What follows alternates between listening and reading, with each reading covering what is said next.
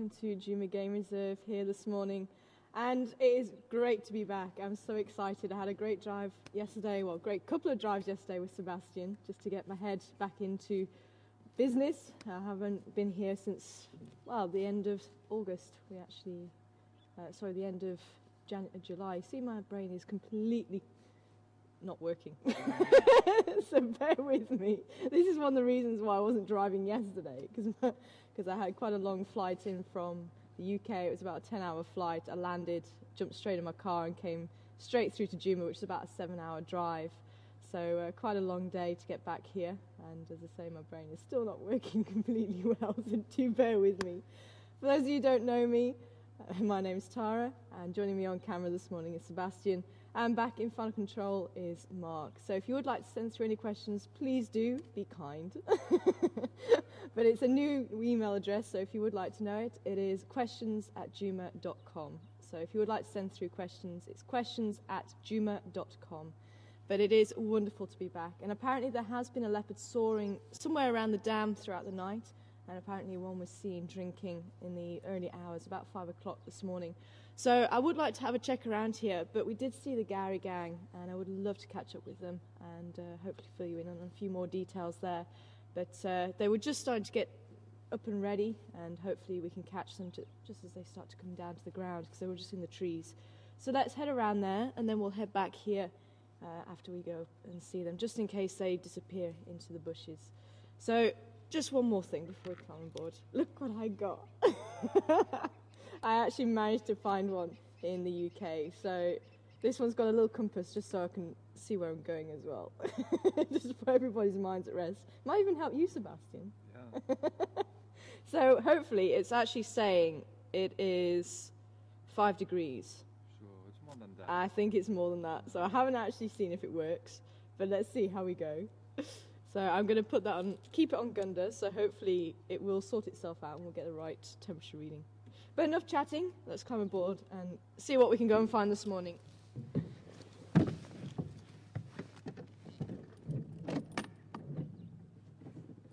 I must admit, it is very weird to be back. So I haven't been on board the Gunda for about a month or so. But it only feels like yesterday. It's one of those.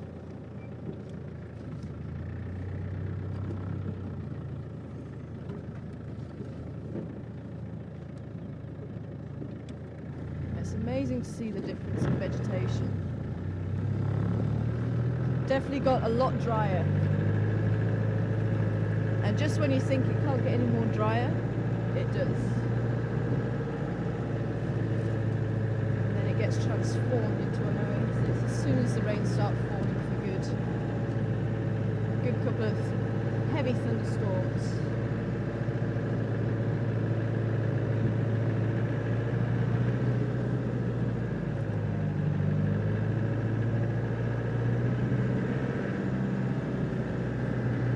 Yeah, what would you say it is now, Sebastian? About 10?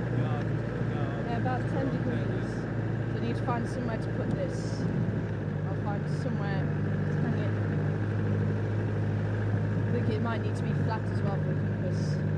Unless it's going to point north up that way. Then that won't help as much.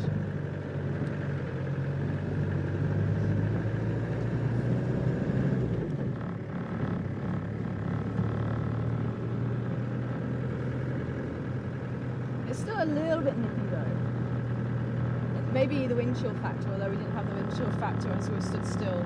Maybe it takes a little while for it to adjust.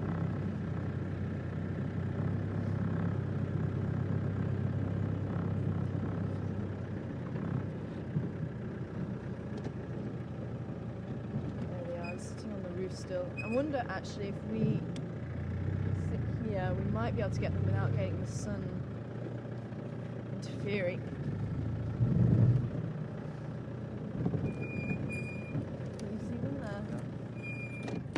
Ladies trying to warm up. So this is what's left of the Gowrie gang, I believe. Shirley, LB, Mrs. Psycho, the two little ones. Genesis and Evelyn playing around there. And possibly Gordy.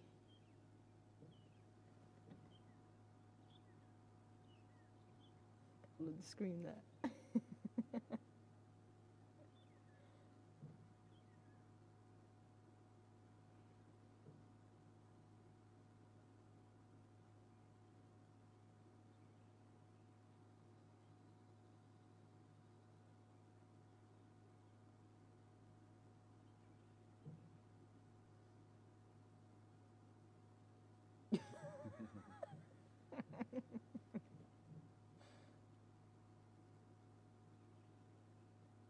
Judging by that reaction, they had a long night.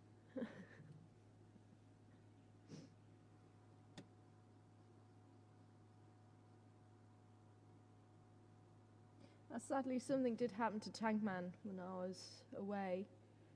Apparently he was very, very poorly on death's door.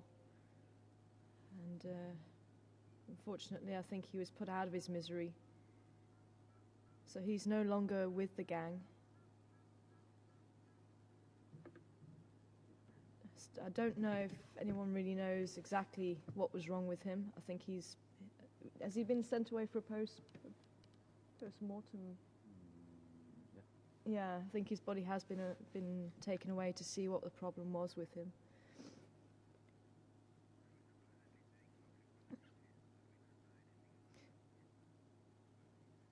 So I don't know if we're going to know what happened to him, but very, very sad. So he was the alpha male of this troop, and he's been through quite a lot, and even Graham, who was studying them for over 8 years now, was saying that he shouldn't really have been top dog, and there was actually some larger males that came in, and for some reason they just disappeared as well. So it kind of ended up being he was the alpha male. Larger than Gordy, the other male, which I think he might still be around.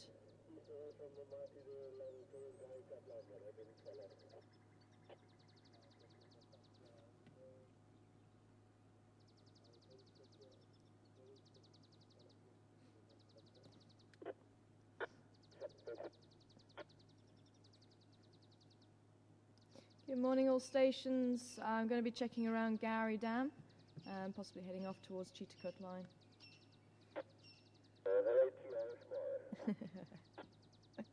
Good morning, Graham. I'm with your fluffies at the moment.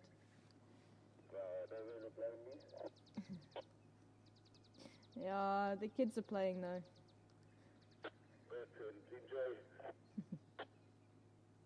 Will do.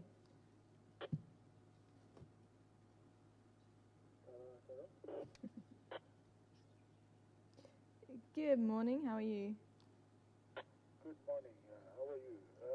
We've been hiding somewhere. Yeah, over in the UK. Nice. Nice to have you back. Thank you very much, it's good to be back.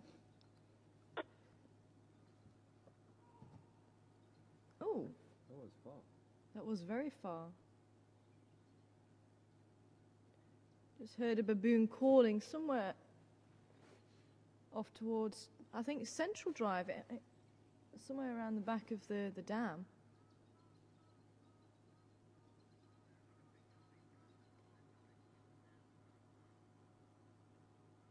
Oh, thank you, everybody, sending through information about the leopards' activity last night.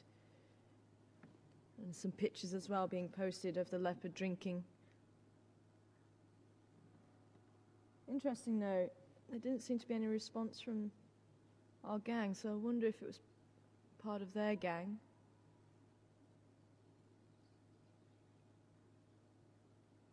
Or another troop. There you go. It looks like they've stopped to listen now. Or the kids, at least. Not interesting enough.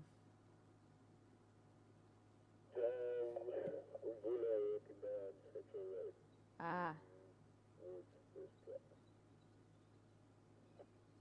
Oh, First Rock. Apparently Mvula is somewhere on Torchwood, close to First Rock.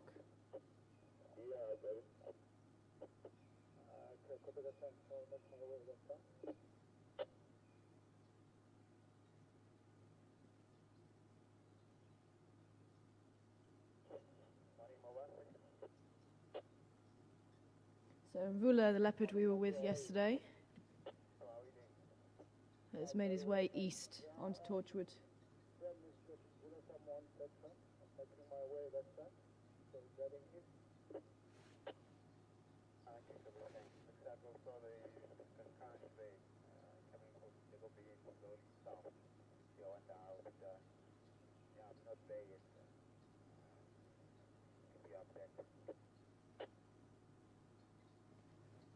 Can you give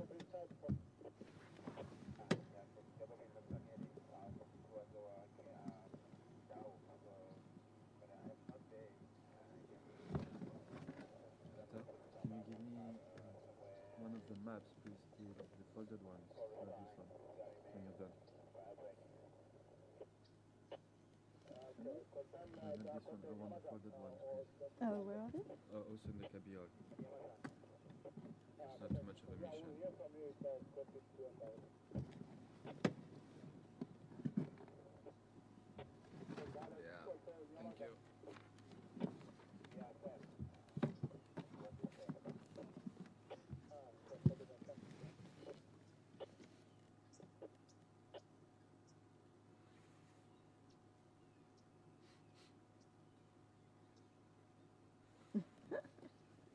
Oh, it's good to see they've got still full of life. They've got a lot of beans this morning.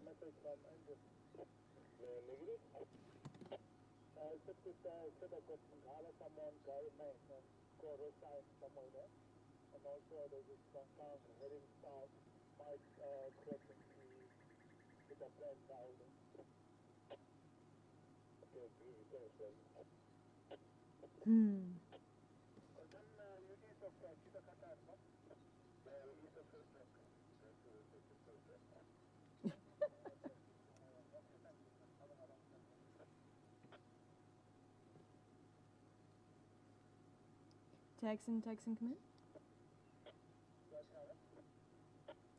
in. Whereabouts were the Ngala on Gary Main? Are they further east from Cheetah Line?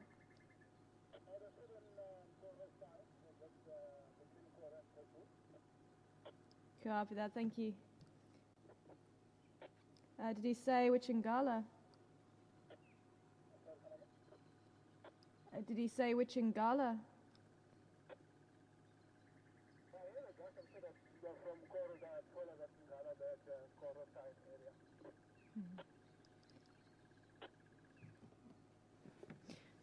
So some lions have been seen further east.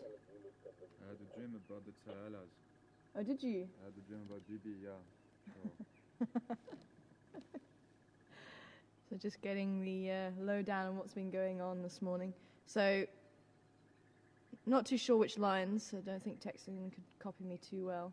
That's some lions east of our property, further along Gary Main, but we'll keep an ear to the ground. You never know, they might move this way. And cheetah somewhere further east towards Kruger. Looks like Gordy there. Well, it got quite big, huh? Yeah, Gordy was actually... I never realised how big Gordy was. That's the male that's left. And I was stood with him standing on a fence in camp, and I actually looked at him and thought, wow, you're actually quite big, because I was looking up at him.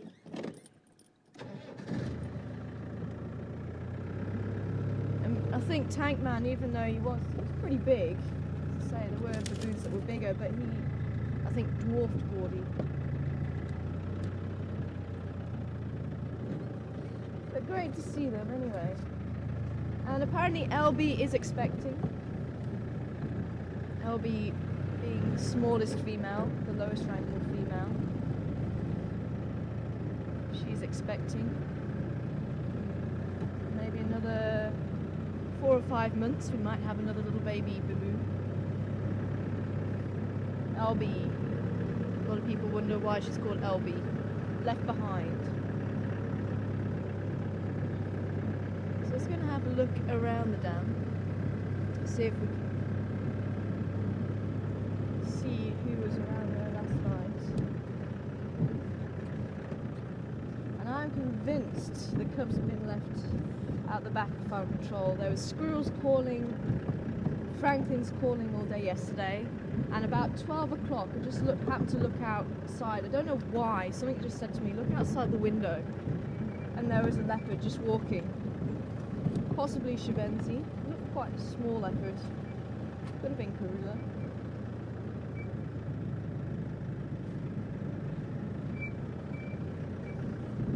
And then she disappeared.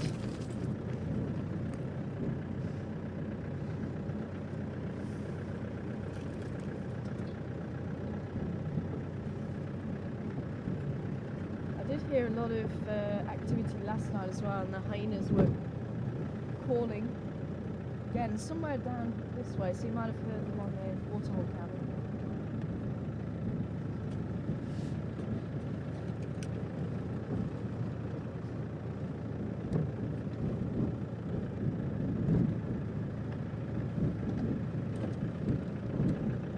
On the map, can you see whereabouts the leopard was drinking? Be able to point me in the right direction.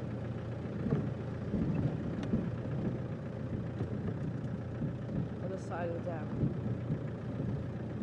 Okay. So if anybody was watching where the leopard was, I think we need to head down this way and see. See if we can find that baboon as well that was calling. Sounded like it was somewhere down this way.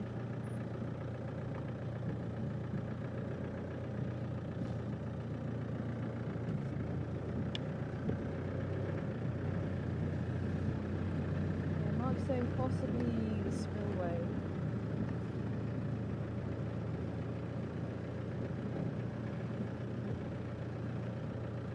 Yeah, the geese calling.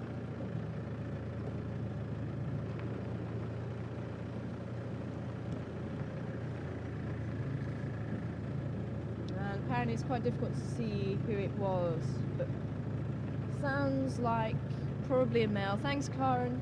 Karen's saying possibly Yambili Odan. Some others are saying possibly Induna. We're to a lodge there, right at the end of the dam.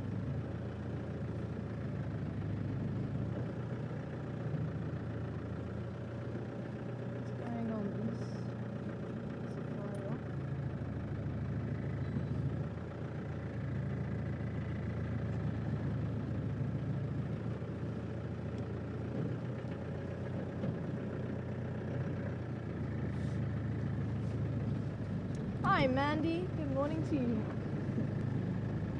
And welcome on board this beautiful morning here at Juma Game Reserve. I'm wondering if a new male comes in to the troop when we kill the babies that were sired by Tankman. And I only learnt fairly recently that baboons will go through this process as well, just like the lions do, go through siblicide. But it's not a given. It can happen, might not happen. I think in a small troop like that, and Gordy's not really that large, although he might try and defend them. I suppose it would depend on how big the male is. If he's a big male, he might not. But I think with no other males apart from Gordy there, could be quite a big possibility that might happen.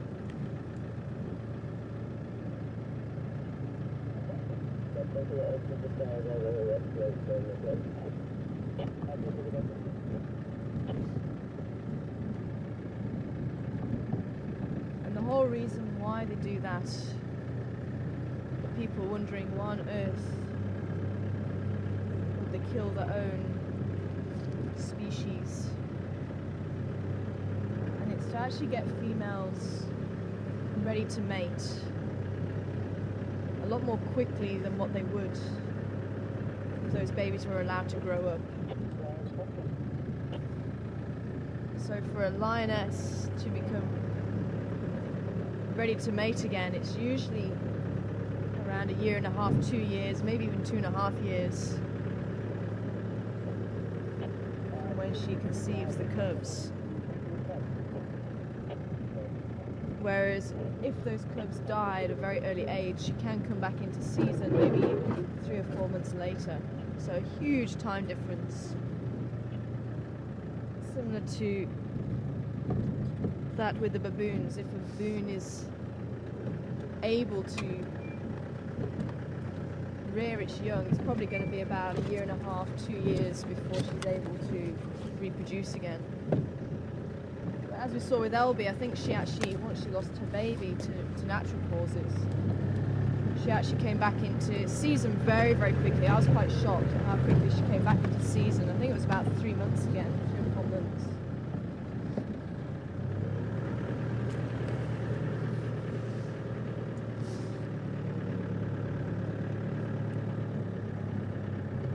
Seeing any tracks here. Oh, porcupine quill.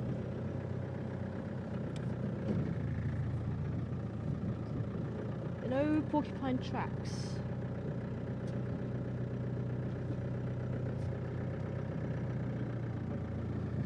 Sorry? Get porcupine quill. Are you collecting porcupine quills? Not really, I just, Not really, yes, Just kind kind of. of. Oh, this one's a bit damaged though. Yeah, no. Do you really want this Nah. one? Nah. Give it Someone's to been Mark. driving over it. I don't think Mark will really want it either. Actually, if you ever wanted to see inside of it, if I can hold it open, you might be able to see those tiny little filament inside. And remember, just like a rhino's horn or your fingernail, this is the same substance. This is keratin. Same as a bird's feather. It's a very versatile substance and usually used for protection, and that's what the quills do. They actually protect the porcupine. They don't have the ability to shoot the quills out of the back, like I think it's one of those bush myths. I remember hearing it when I was very, very young, that porcupines will shoot their quills. I don't actually know where it came from. They're actually able to loosen them. So if there's a predator around, especially lions are one of those predators that will try and attack a porcupine, but they will do it very, very carefully.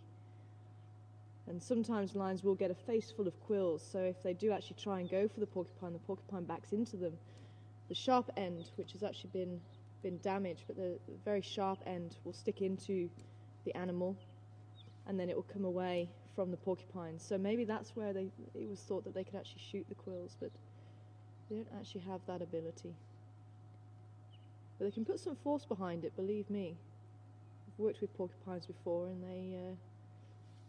they're quite aggressive little creatures when they want to be. And what they'll do to warn you, they won't suddenly attack you, but they will stamp their foot, and it's quite funny. You can kind of see this little foot doing this. It's very, very funny. And they'll rattle the quills on the tail, so it makes a sound. And then if you don't take the hint, they raise the quills up as well, so you'll have this whole back full of quills facing towards you, so they'll actually turn around and face the back towards you. And they'll stamp and rattle the tail, and if you don't move, then they'll actually start running backwards into you. And with some force. There you go, porcupine quill. I'll leave that there. Quite an old one though. And that's why occasionally you do see quills. It could be that it got damaged and maybe it just fell out from the porcupine. And when they're moving,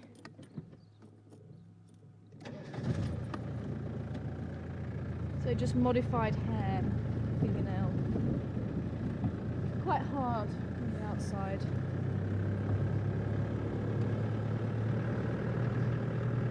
But no tracks this way, so I'm going to turn around and head back that way along Central.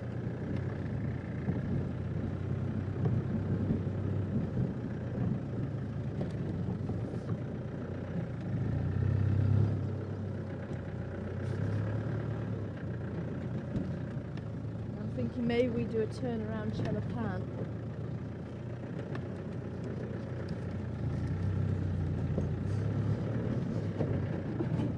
Actually, I forgot.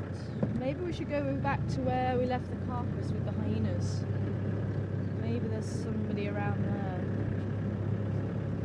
So although you've got the top predators, the lions and the leopards, there's nothing to say they won't scavenge.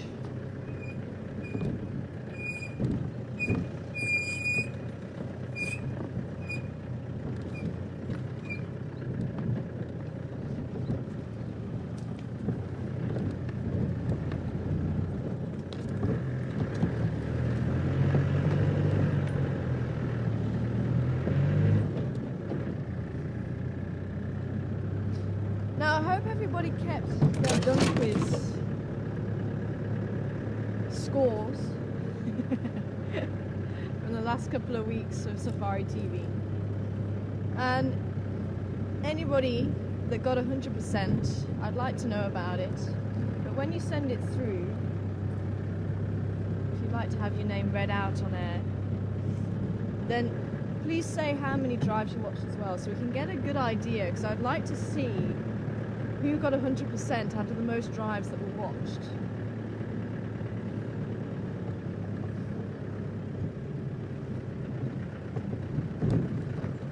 So if you would like to send them through, and then we'll start again on the next round. Send them through and see who got 100% over the most drives. But even if you got 100% on one drive, still send it through. It'd be great to hear. And congratulate you.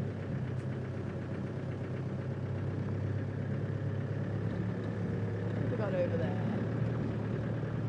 Oh, I was going down central, wasn't I? I got sidetracked. Trying to pan. There's on my brain. See, this is my problem. My brain hasn't been working for... Oh, Hammerkop. Brain hasn't been working for a month. You see him? Yeah. He's just preening.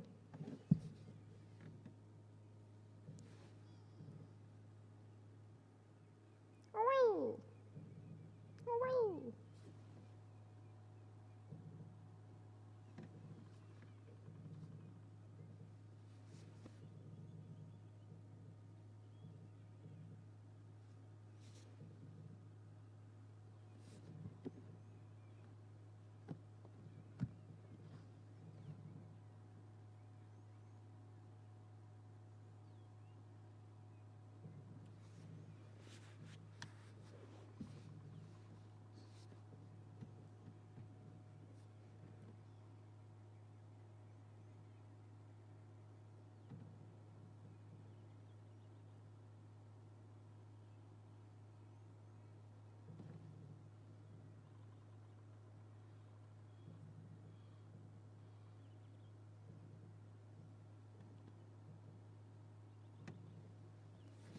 And name the bird that's with the Hammerkop.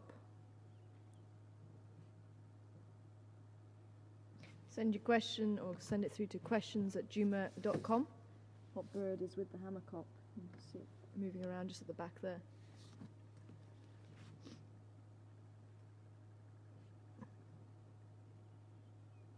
I'm going to leave this place. It's moving slowly down from the picture.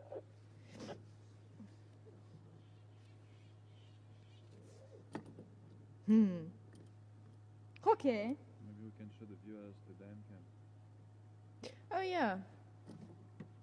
While we're here, for anybody that hasn't seen where the camera is at the dam, it's just on the tree there. Quite an unusual Right at looking us. one. Say hi. Hello. Hello. See, now that's the bit I don't know. I don't know when it's pointing at us or not. I think it's pointing at us. You can see the lens. Yeah. Just about, yeah. Just say there's a zoomy, just move left or right. You'll see it moving. We did it once with Mark. It's lots of fun. Or if there is a zoomy watching, you can move the camera left and right and wave to us.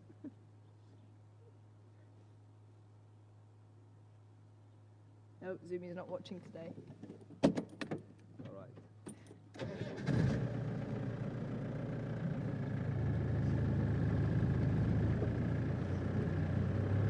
So maybe the Zoomy can actually give you a closer look at that bird.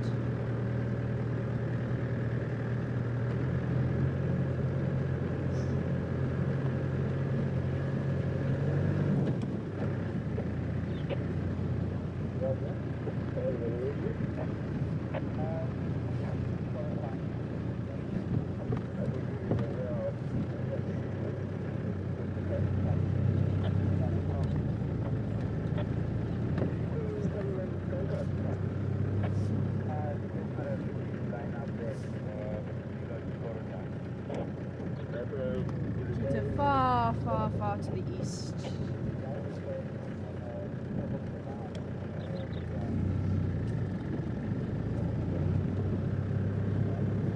So if you want to play along with the bird, put it into the subject line, what the bird is.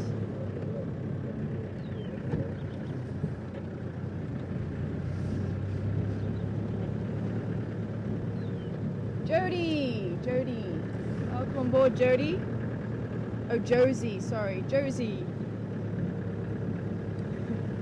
A ringneck dove. Close. You can see the ring on it. Not the ringneck dove here.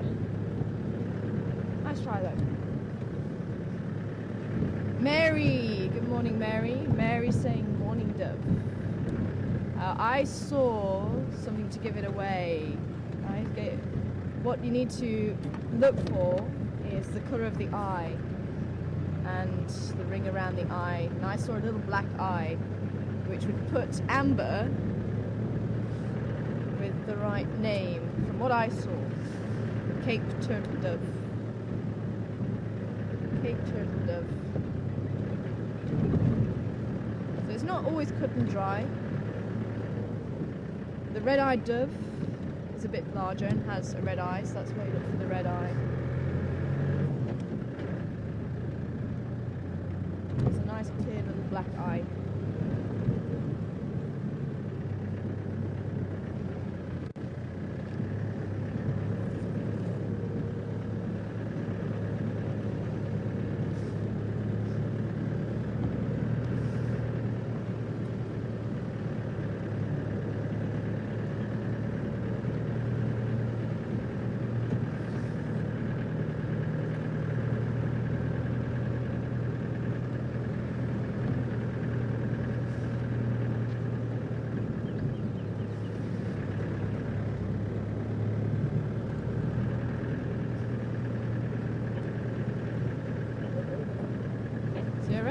Get a good reading with this. Oh, we're on 0 degrees. We're on 0 degrees. I think it's we need to have it up here somewhere. No, I don't think I did either. I was so proud of myself for remembering. I don't think it's 0 degrees. Unless, well, actually the wind chill might be a factor there. I don't think we're still on 0 degrees with the wind chill.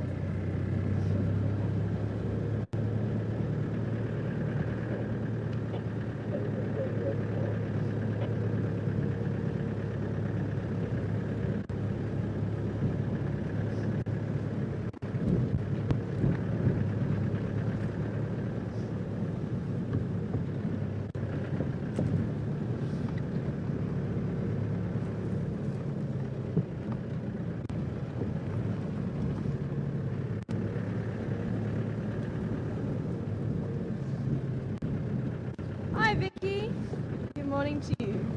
And I think you were also asking about whether Gordy will take over the baboon troop.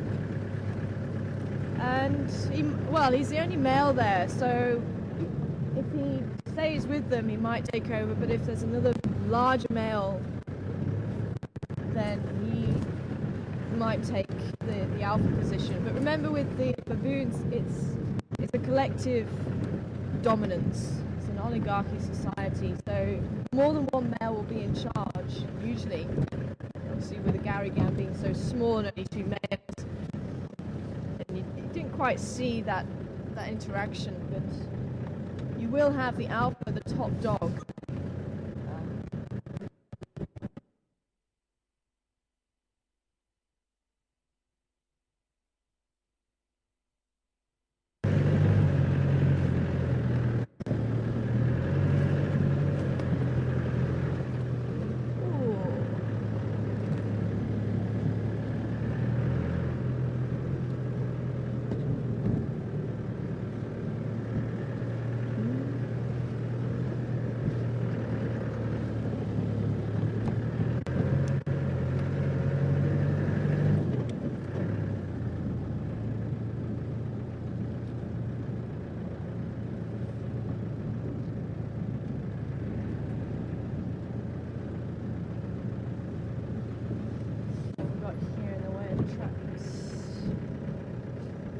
So,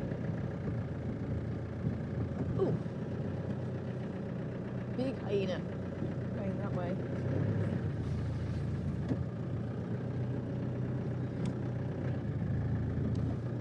That is a monster hyena. Yeah. Not really too clear though.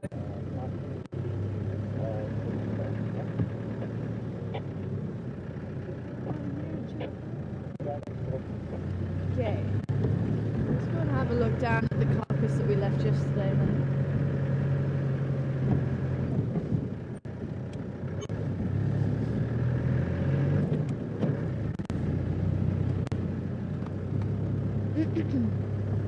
So yes, as I was saying, you might get 3, 4, even 5 males who are dominant over everybody, but they will still have that hierarchy amongst themselves as well.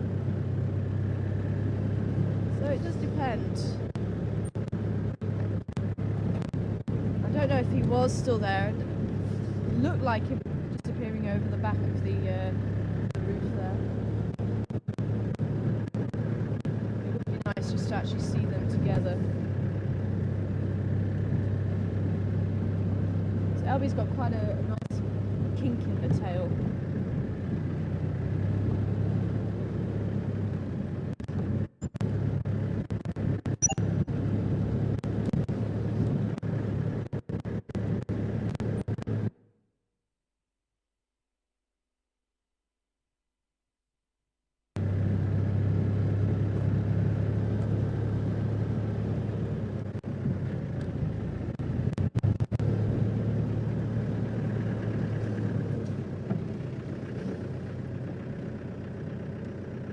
Can't remember. Where did we go in?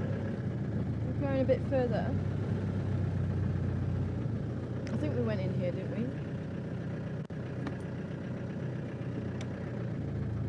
Or not? Oh, maybe here. Huh? Yeah, just in here. Yeah, I'll go around the corner here. Ah, that was it.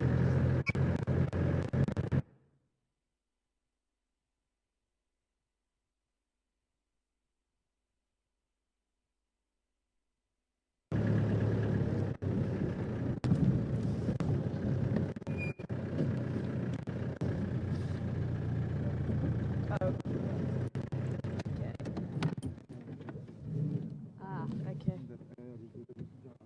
I don't know if we're back yet. Are we back? We are back. I'm just going to have a quick check on the aerial.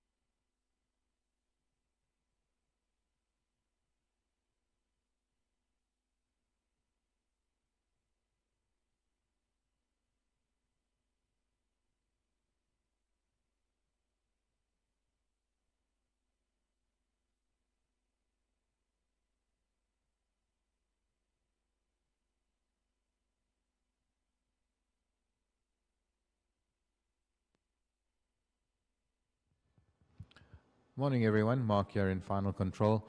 We're just rebooting everything on the vehicle to see if it's going to help us with the signal issues we're having this morning. We don't normally get a bad signal area, Chelapan and Chelapan Road. It's fairly close to the lodge. So we're just going to see if that might help us.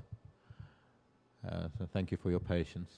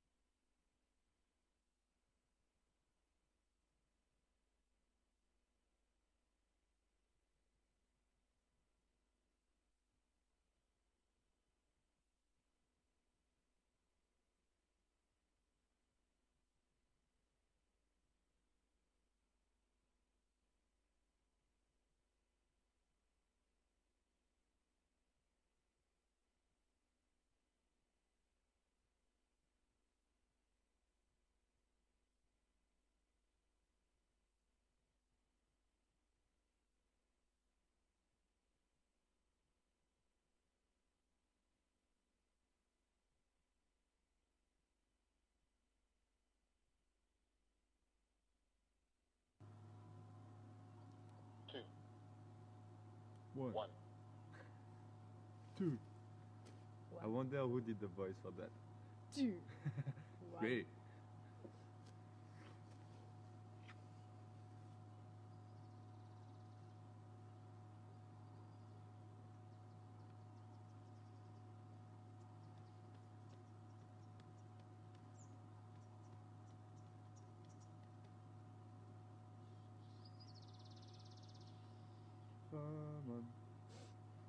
Come on, give me picture, give me picture. Oh, I found Craig last night. Mm. Talked to Craig last night. It's fine. Says we should be done in 10 or 12 days with that house, eh? So I told him we need to make a plan and see you before you go back to the coast. What do you say? Oh yeah, he's keen, eh? Sweet. Just go to Hoodspray between 2 drives, have a couple of drinks, come back. Bit of a mission, but it's worth it. Yeah, right, exactly. Okay, if he's not getting picture now, then it's for Yeah, everything's up and running. Have you got picture yet? Yeah, I've just got picture now. Just got picture. Okay, copy. Are we back live?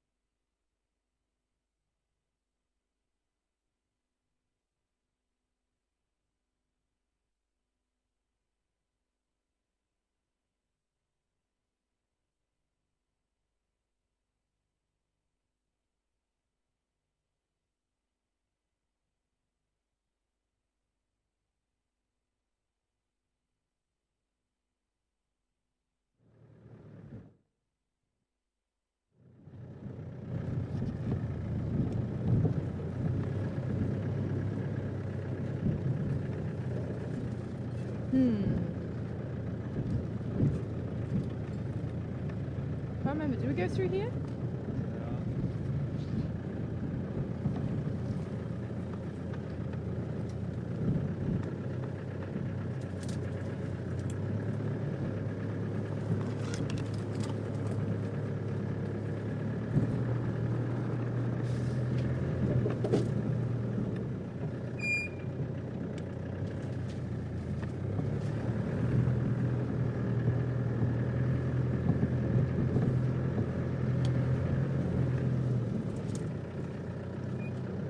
Yeah, I remember this bit.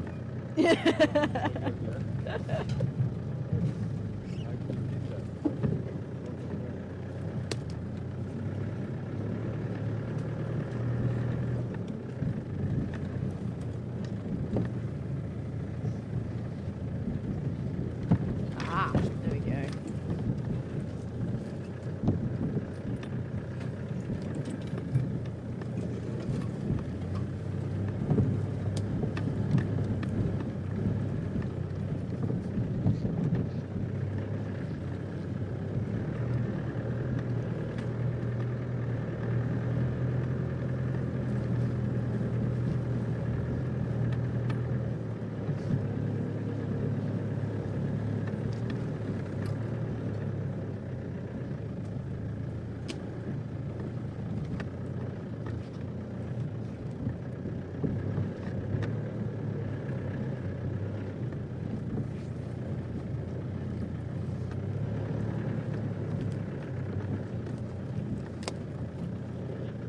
And that's where it was, down there.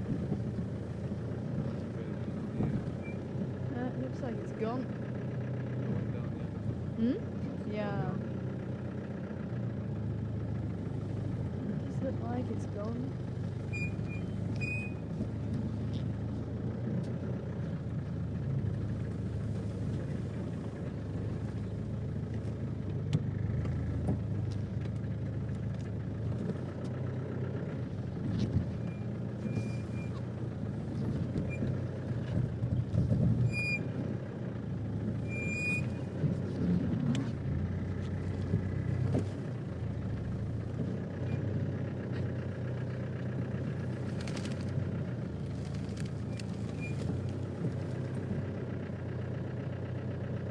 because it was strewn across there.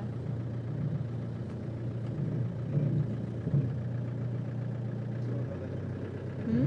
Yeah.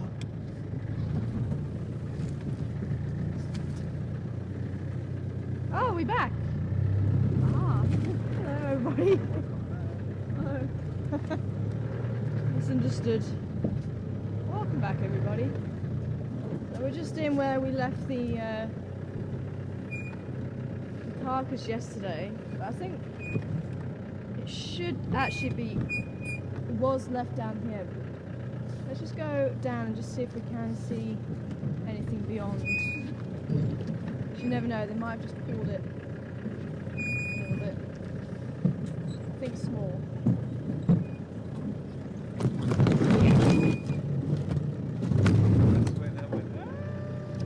Oh, is that what it was?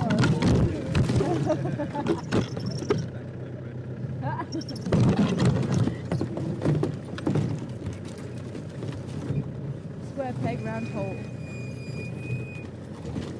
I think there was a question about the warthog though.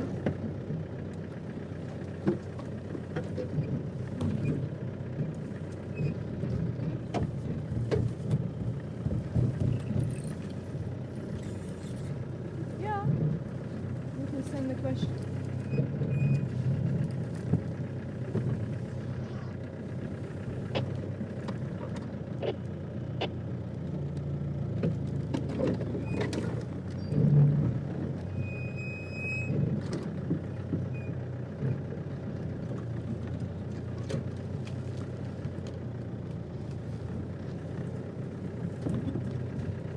Okay, so the warthog was actually just in front of where we are now. I'm just taking a little bit more just to see. Might as well He came into this ganga. Looks like he might cross to the south. Still heading towards Garlemang. sounds like Zulu's on his way down towards Gary Main, still in okay. Sadly it's not. Worth checking out though. Because you never know. All around that.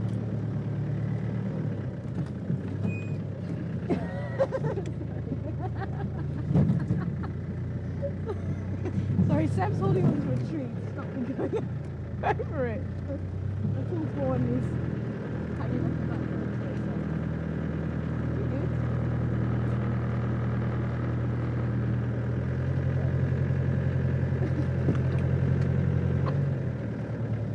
I do remember this tree last yesterday.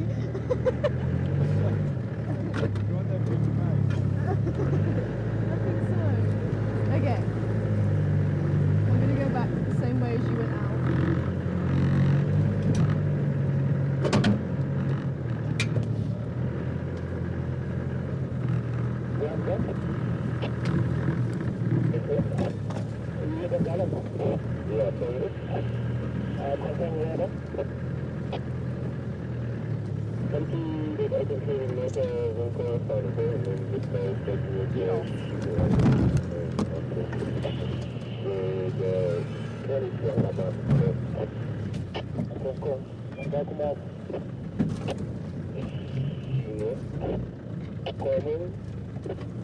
Okay. Andrew? That's a no then. You know where's Andrew? I think I need to change hats. And actually, talking of hats. Hi, Alan.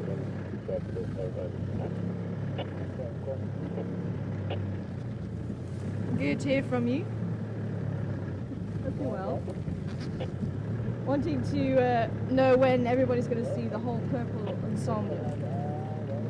The dress. There was actually a purple top that everybody saw. But the dress, the shoes, the hat. Who knows? Who knows?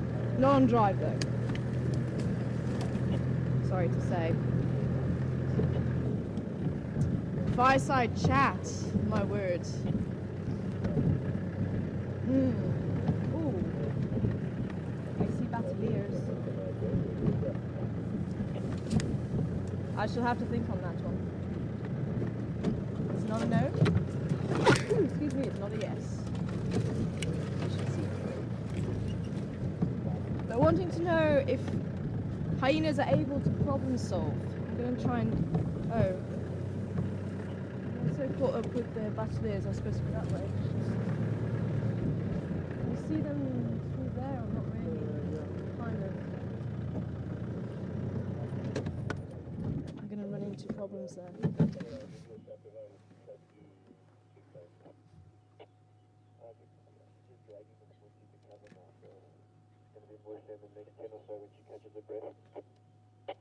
Thanks a lot for that, Pete.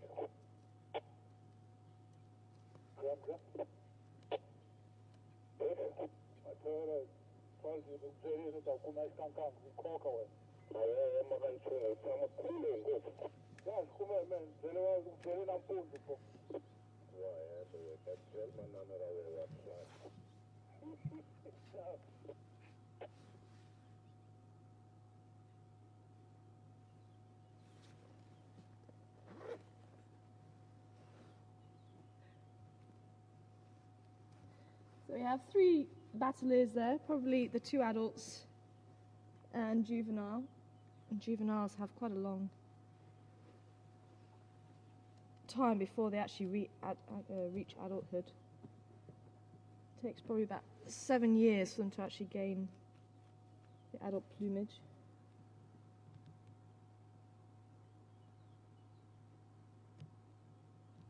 The other one's just obscured in the bottom left of the screen. I think that's the one that we do see fairly regularly. Sometimes on his own, sometimes with the parents.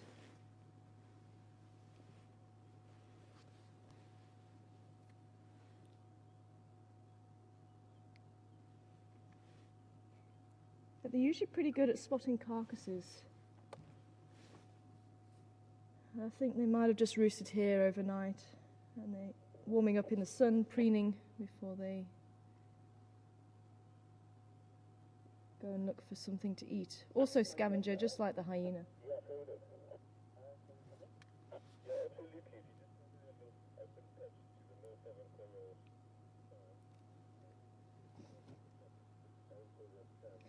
But Alan, they have actually proved that hyenas are capable of problem solving, although the hyenas were struggling yesterday, and the problem was that the warthog was getting caught under a branch.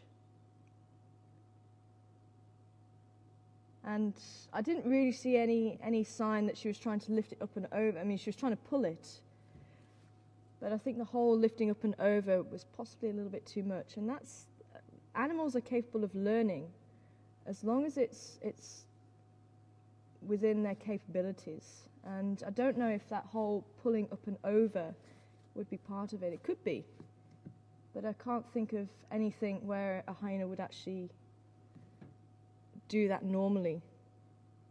I don't know how often bits of carcass get caught up, but they did actually prove there was an experiment done with, and it was actually to see if the team work with hyenas, but it was also problem solving as well. And 2 hyenas were in a room, and one had to stand on a footplate and the other had to pull a piece of string, and they had to work together to do it to gain food. I'm hearing that baboon again. I think maybe we need to go up Weaver's Nest Road then.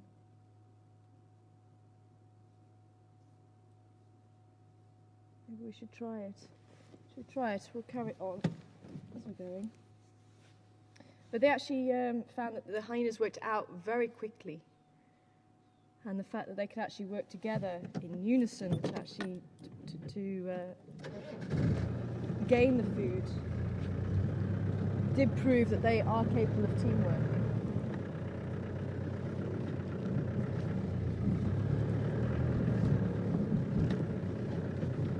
So they are capable of problem solving. Now I don't know if she was just pressurised by the buffalo,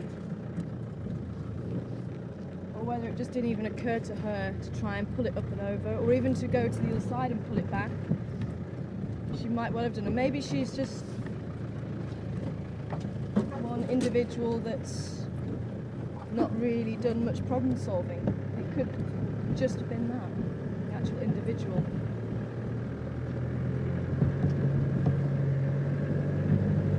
But good to hear from you, Alan.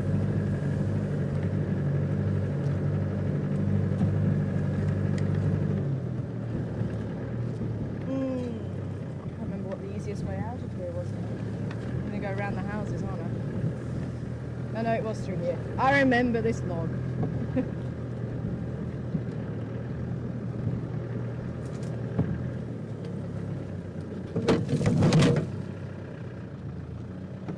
Okay, that's not going to be useful.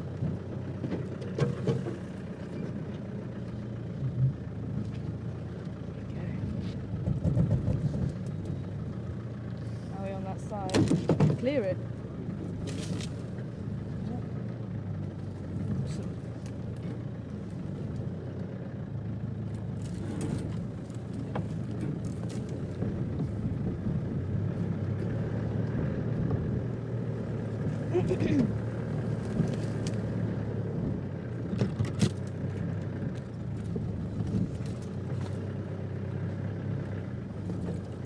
Hi, Cheryl.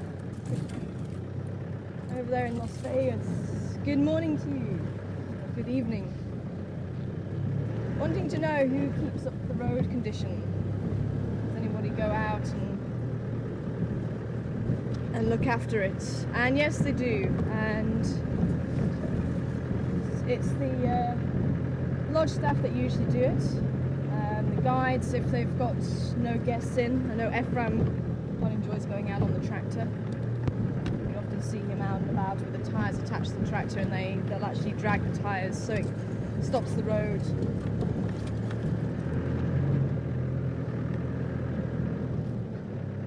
Having these huge ridges, and sometimes on the main roads where the wind blows all the way down the road, you'll see these little ridges forming, and that can actually make for quite an unpleasant ride. Got a giraffe track down here.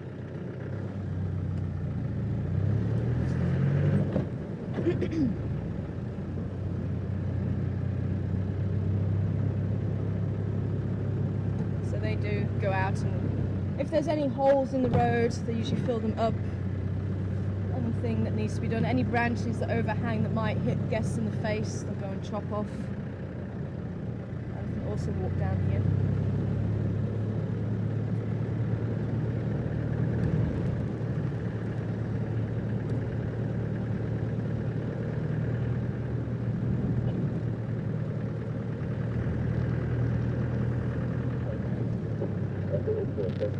And each property has its own staff. So Juma staff won't go and do anything over in other areas, and other areas won't come over here unless there's a fire. Usually, if there's a fire, that's when the staff and the properties get together and actually help each other. So if a fire starts and it starts spreading, it could actually damage a lot of different lodges. So that's why the owners or the property staff will go and help other properties. So to stop the fire spreading obviously onto their property, but to obviously stop it spreading too far, because the more hands you have to help fight the fire, the more chance you have of stopping it.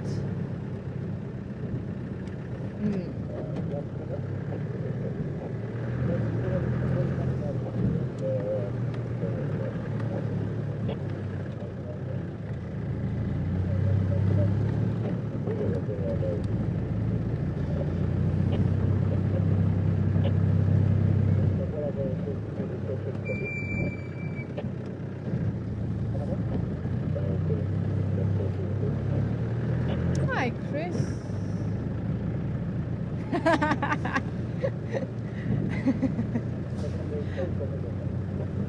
Definitely, Chris. Fork-tailed drongo. Chris is saying that the porcupine obviously has a good defense mechanism, and elephants also. What animal would I like to be in Africa? And would I like to... Chris's guess was the fork-tailed drongo. Definitely, I love fork-tailed drongos. They've just got such a great character and so cheeky.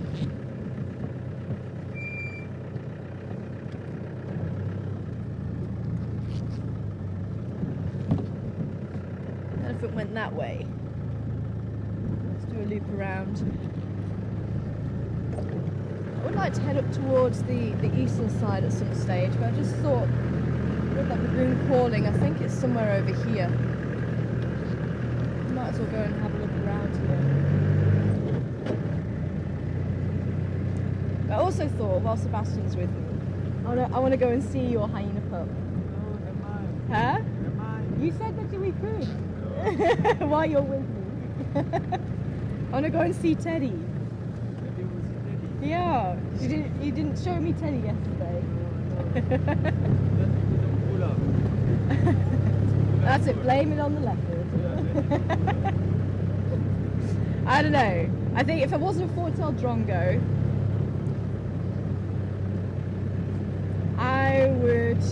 I'd have to think about this one actually.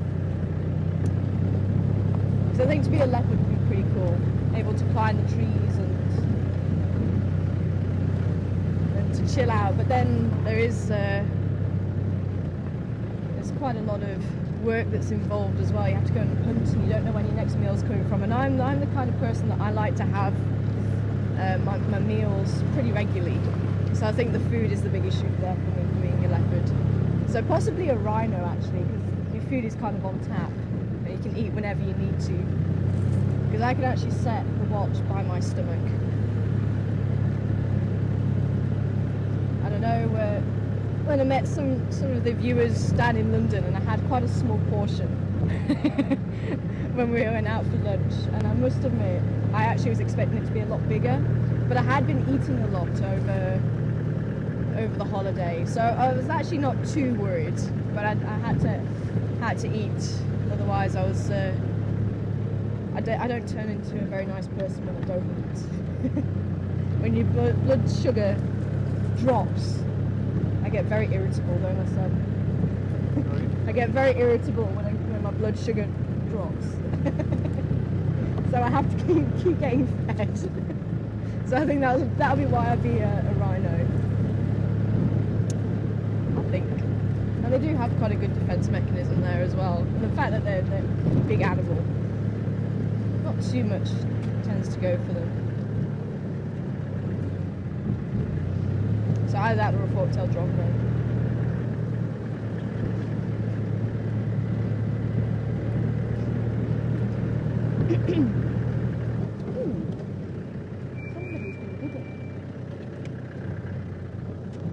See the hole there.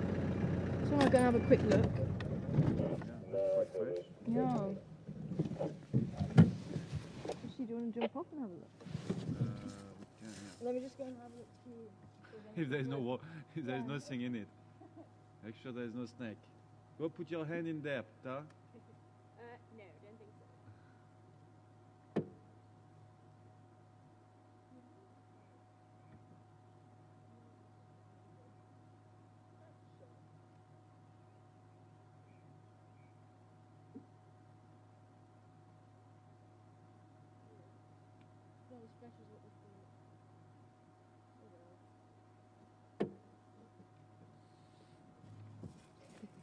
And you might think I was approaching that quite oddly. But the whole reason why you go behind the hole is because if there's anything in there, and if you're stood in front of it, it can come charging out. And especially warthogs, they like to use the holes. It was a little bit small, but you never know. There could have been a baby warthog or a small warthog in there. This time of day, probably not there, but you never know. So it's always good to just be on the safe side and go around the back of the hole and sort of stick your head like I was doing there. But I thought it might belong to an aardvark, and it looks like possibly it started, but maybe got disturbed.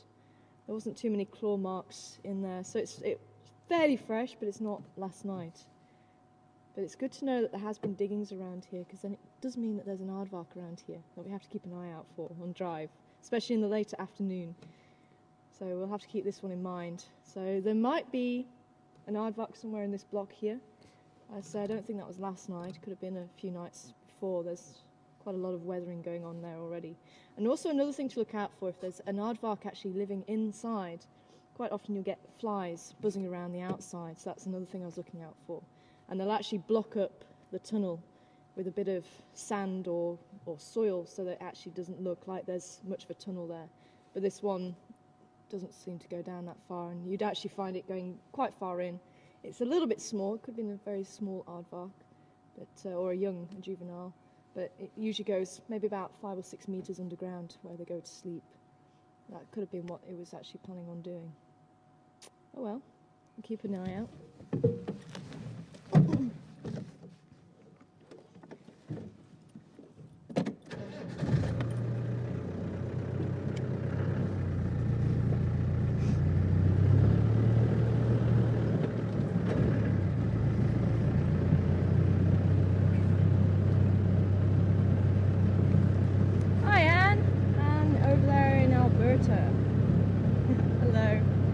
Good to hear from you, Anne.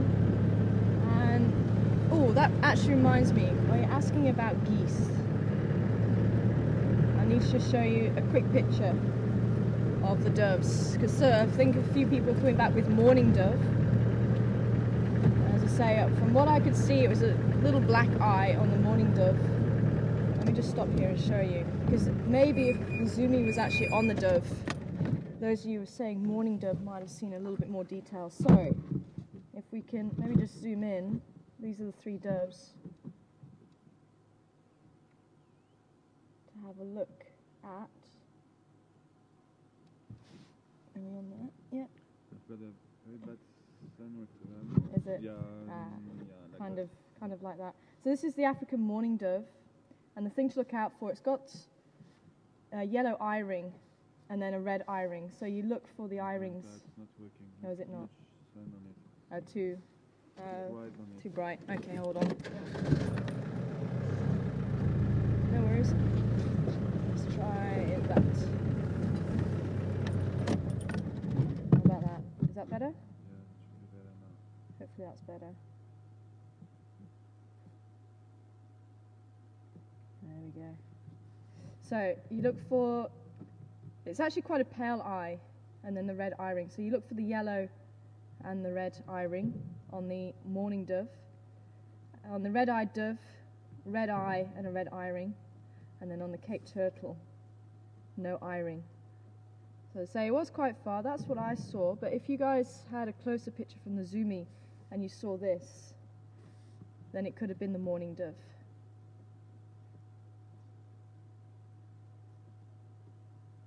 So that's why doves aren't always clear cut. Oh, I see a giraffe.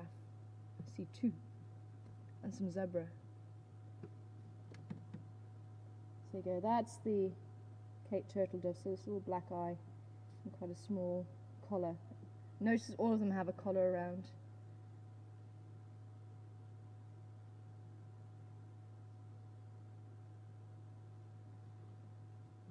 There we go. So a question coming in about geese. So I just wanted to say that before I forgot again. And do geese migrate here? I do have a few migratory birds, as I'm sure you know. But geese, I'm just trying to think. See, our resident geese, the Egyptian geese, are residents. The comb duck, the knob-billed duck,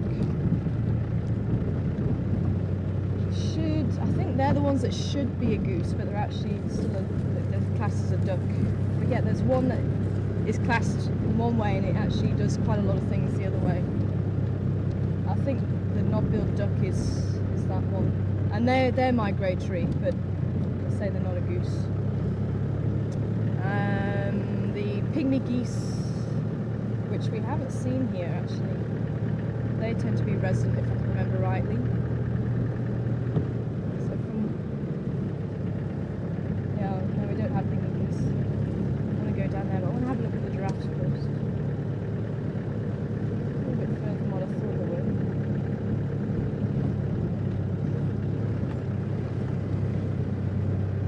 Whose tracks we saw back there.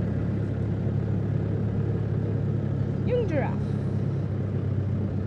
Is there some zebra with them as well? Ah, I thought I saw a tail flipping from down there. Yeah, they're a little bit more of a way in than what I thought. That's just rude.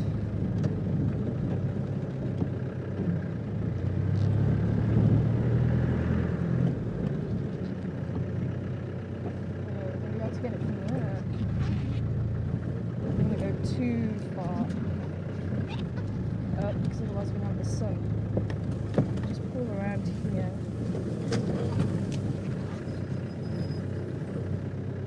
I actually thought they were closer to the road than what they are, unfortunately. But when I was home, I did actually see the Canadian geese all gathering to migrate. I actually saw all the swallows. We had a few barn swallows getting together, getting ready to go abroad.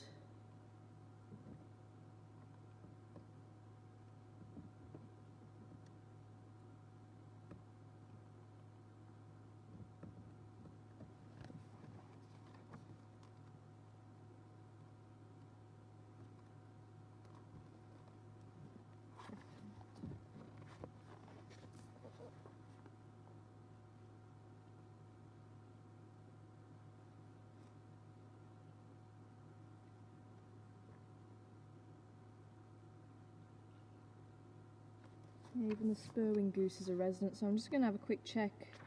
Can't think of any other geese that we would have.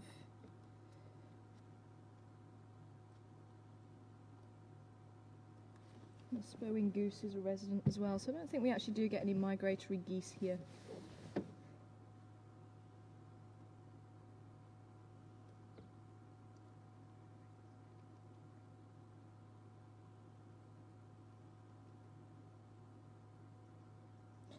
Mark's saying spurwing, so I think spurwings must be resident in some areas and not in others.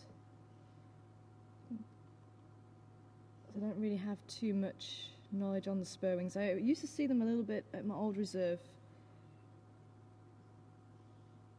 but they usually were passing through, but in other places apparently they are resident. So I think they can be either or some species can be. But maybe through here they're migratory.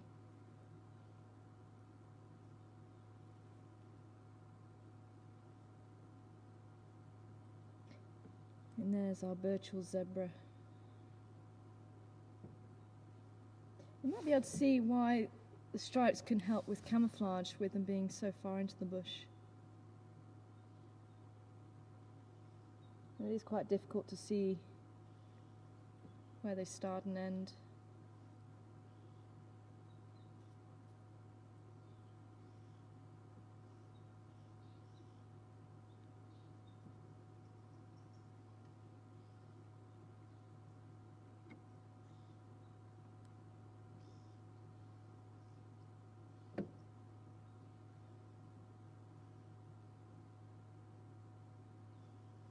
You can hear all the oxpeckers further in that side. We might be able to see them a little bit better from the hyena den.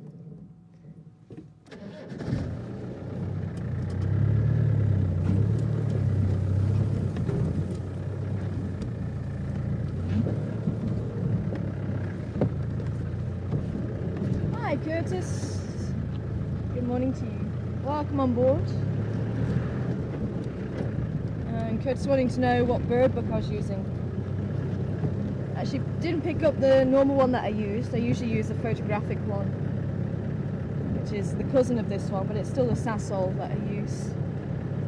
This one's just the Sasol Birds of Southern Africa, 3rd edition. And I actually find this one a lot easier to use than the Newmans. There's two schools. Some people like Newmans, some people like Sasol. And I'm one of the Sasol people. It's got little coloured tabs down the side, which helps you to pinpoint what you're looking for. If you know the families, just look at the families and look down the side there. There's also a little index, not an index, what do you call it, a picture index I suppose, on the front cover, so if you know sort of roughly the outline of the bird, then you can quickly have a look and you can get to the right page fairly quickly. And the photographic guide is, say, by the same people, the Sasol. Instead of coloured pictures, it's photographs, which are actually a lot better when IDing, and even with animals and things like that. Because with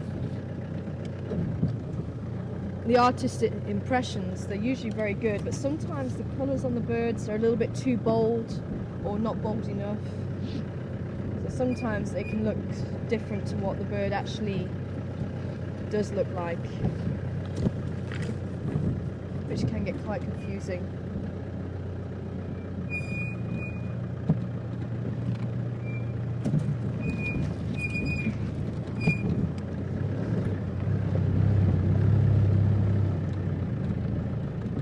Anybody home?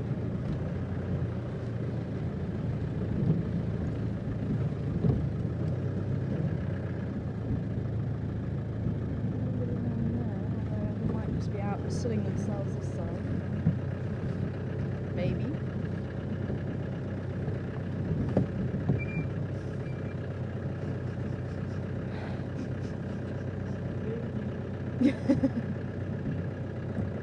Apparently I'm not supposed to meet the little one. It's not here. Maybe he's inside.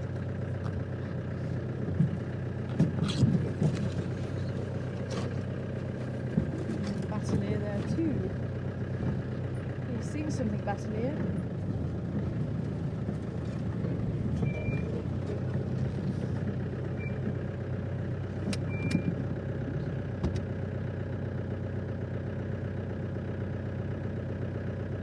Nice big tree stump. Looks like the back of an elephant. Oh yeah. That's the first time I've seen it.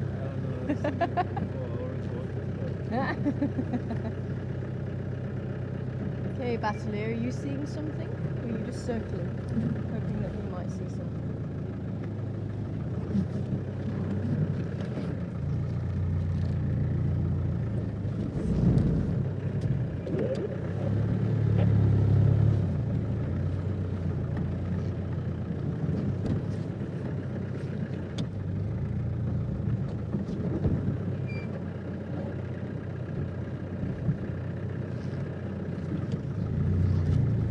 Oh, have you seen these before, Seb?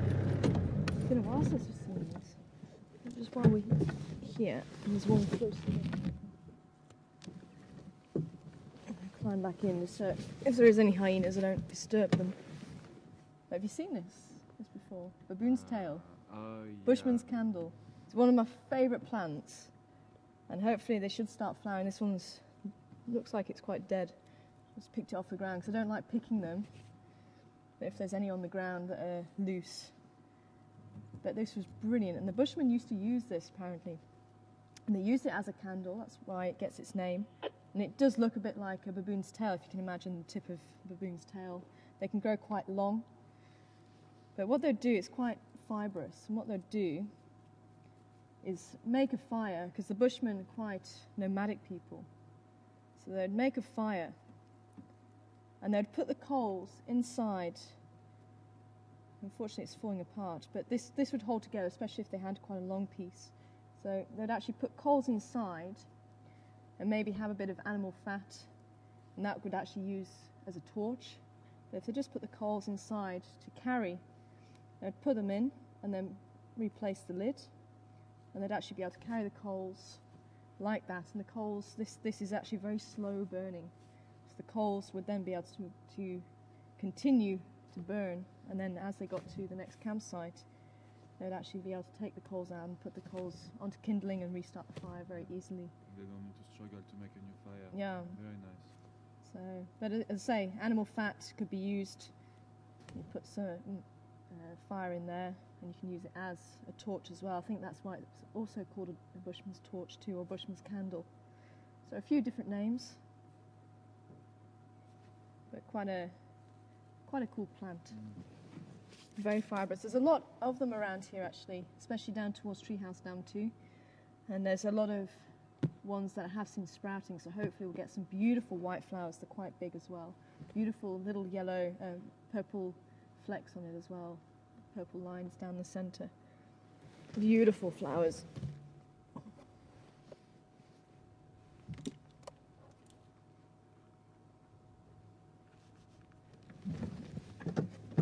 Actually, if you take the shoots,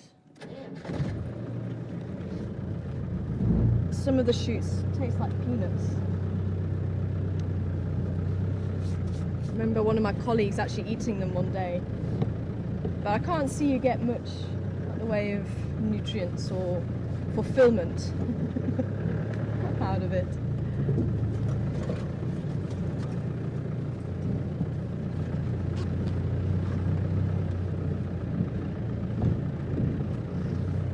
Battery is still circling. So hyenas might still be in bed, or they might have moved.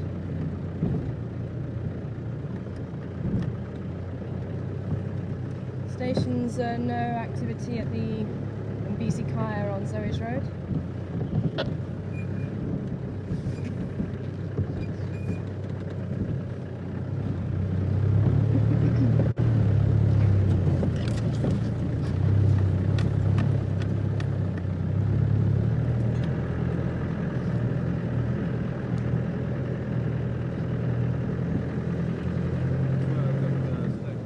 Sorry?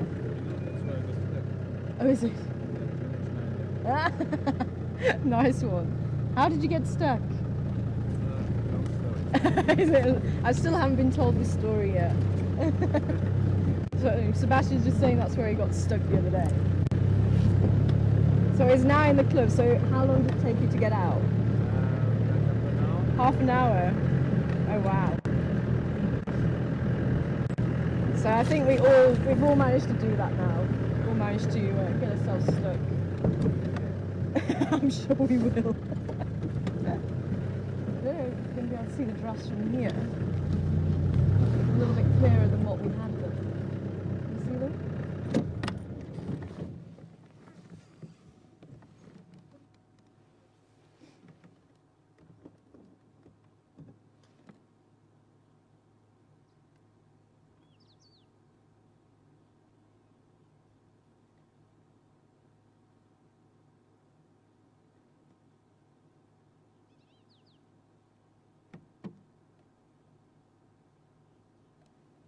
You can see there's actually 3 there. Got the youngster, and there's probably its mum, one of those 2 giraffes. It looks like it's 2 females there. Very flexible society, the giraffes. It's not structured. They might be on their own, they might be in a group. Males might be with them, they might not be.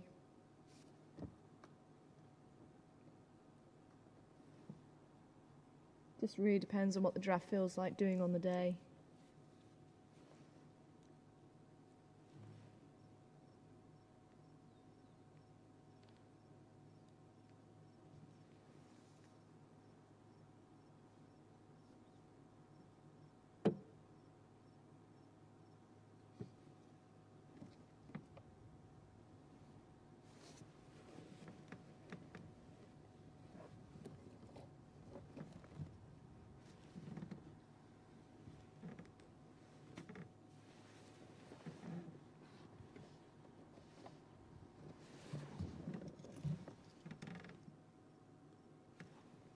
There we go, we're getting up to 10 degrees now. Oh, wow.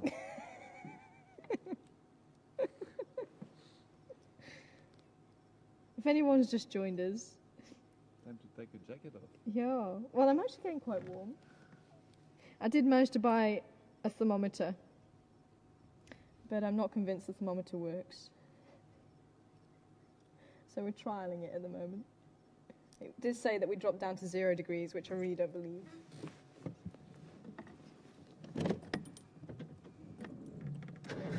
But it has got a compass. But I'm not convinced the compass works either.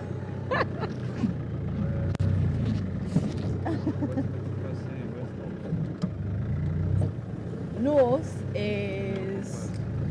I've just got to think myself actually as well. North is over there. So... Oh no, it is saying it's over there. Kind of. And now it's saying it's behind us. Okay.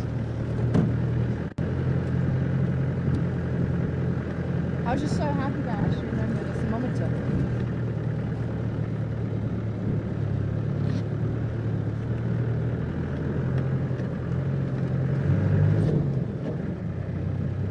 if anybody spots the leopard round by the dam today, please let us know. Ah, look, zebra crossing.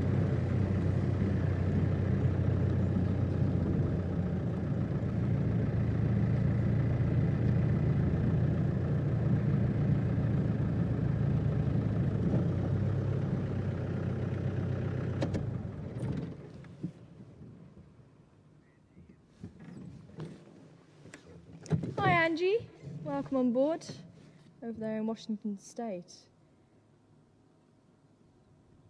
I'm wanting to know if the animals have been trucked in, or I suppose driven in, or are they from the surrounding areas like Kruger. And the animals that you see here are all here naturally.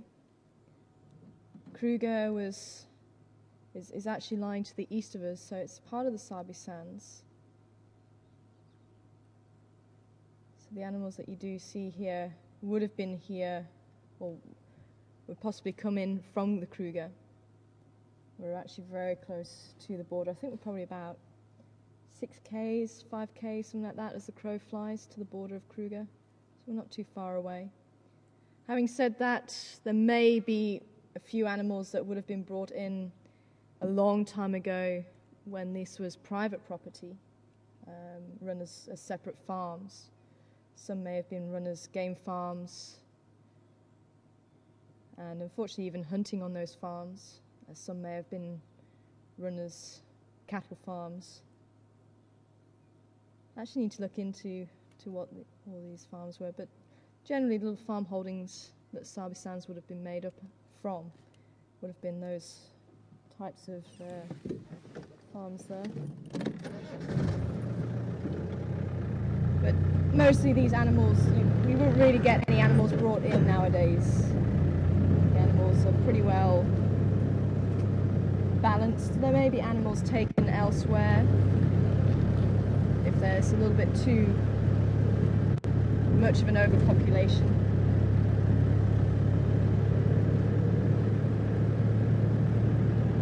But as for animals being brought in, they don't really need to anymore. The amount of animals that are here, I mean, Kruger in the Sabi Sands and other parts like the Limpopo National Park over in Mozambique, which is also part of Kruger, makes up about 2.7 billion hectares. So it's million hectares. This is why my brain needs to have a few days to adjust. 2.7 million hectares. So this whole area, the animals can wander as far as they want, they can hold territories wherever they want. There's no fences apart from the boundary fence to stop them. So there's large populations, so you don't get inbreeding, especially for some of the larger animals like the elephants and the lions and things like that, and even the antelope. The cheetah may be one of the exceptions. I'm not sure if cheetah are brought in, but cheetah went through a natural population crash. Ah, yeah. So there are cheetah projects to help increase cheetah populations, and I actually need to check on what Kruger do, because I think they do have quite a number, but it's still not as many as, say, like the lions. I think the lions and the leopards are somewhere around 1,600. I think cheetah are probably just in the hundreds, maybe 300 or 400, if that. I have to check those statistics again.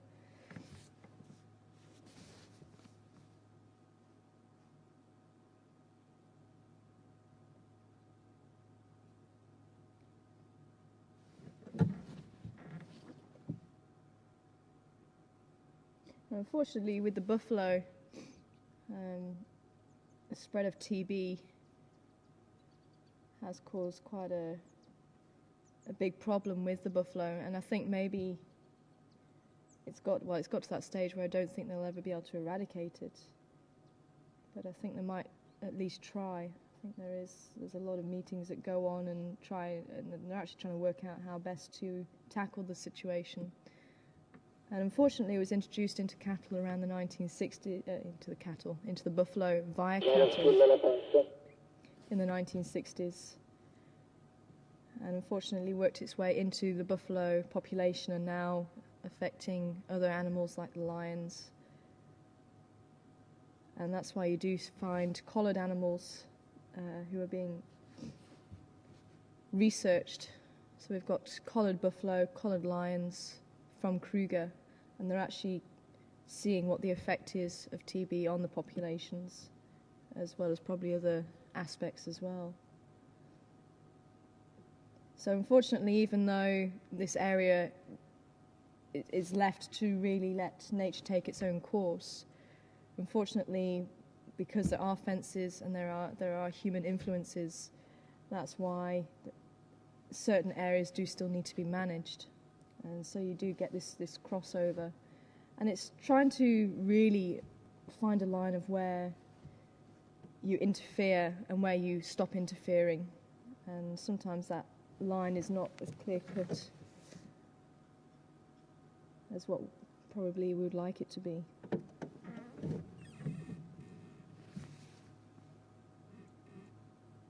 It looks like it's just a couple of them. There may be a few more lying down, but I don't think it's a big herd.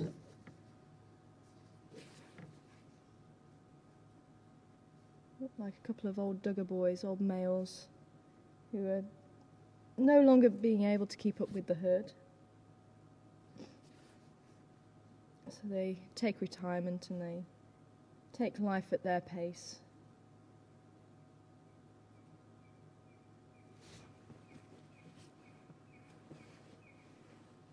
I don't know if you heard that. Red-crested koran calling. Are they still sexually active though, or are they too old for that? Sorry? Are they still sexually active or are they too old? The Duggar boys? Yeah. I think they could, but I think they would actually, if they tried to mate with females in a herd, the prime bulls would actually stop them doing that. So I doubt they would get a look in. But maybe if there was females who weren't in a herd at that stage for whatever reason, because we have seen a couple of females on their own, and maybe if the Duggar boys joined up with them and they didn't have a bull with them, I think possibly that might happen. But generally the females will be in family units, a bit like the elephant, females with their offspring, and then they all join together in large numbers at certain times of the year, and generally during the mating time of the year, when there's seasonal rain and there's quite a big difference between the rainy season and the dry season, like there is here in the Sabi Sands and Kruger. So there is a breeding season, but elsewhere, if there's not really that distinction, they are able to breed throughout the year. Then you get bulls actually staying with the female herds, and those big bulls, the prime bulls, will fight for the right to mate with the cows. So around what age these guys are? These are going to be probably the latter side, maybe late teens.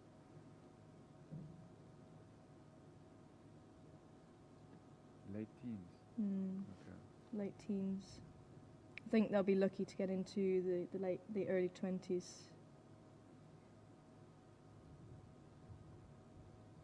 So their lifespan is around 25? About, 18, 25.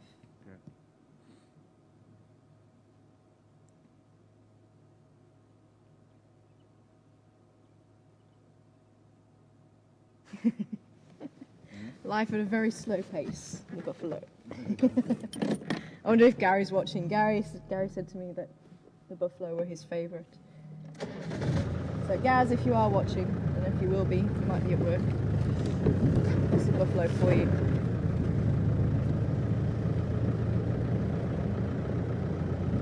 And even though they don't look it, they're probably one of the most dangerous animals to come across on foot.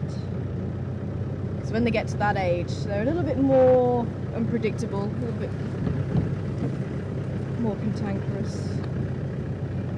And quite often, as you saw with the one lying down, they can be quite well hidden amongst vegetation, especially if they're in in the marshy areas, and quite often you don't see them until the very, very last second when they put their heads up, and unfortunately that means that you've also been spotted as well. And that could possibly be one of the reasons why they are a little bit more aggressive or unpredictable when you're on foot. Possibly because you don't see them until that last minute, whereas maybe other animals do.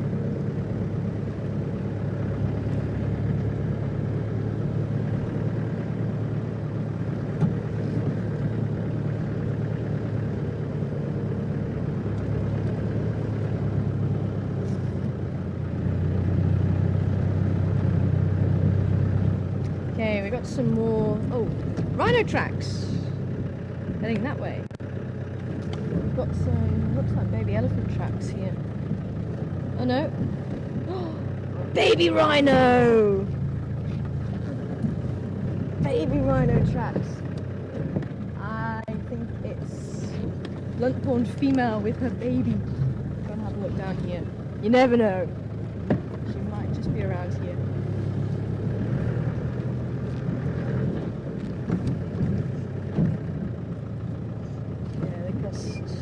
Over that way. This way, that way. Looks fairly fresh.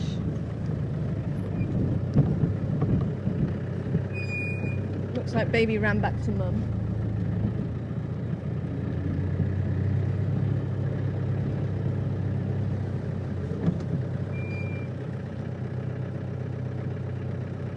No, she didn't. She crossed over from here.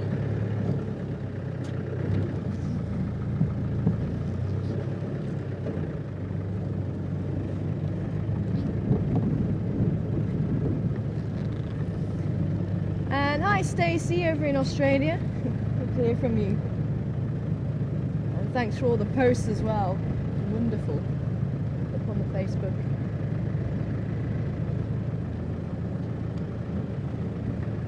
I'm wanting to know what animal I missed the most while I was away, what my favourite animal is.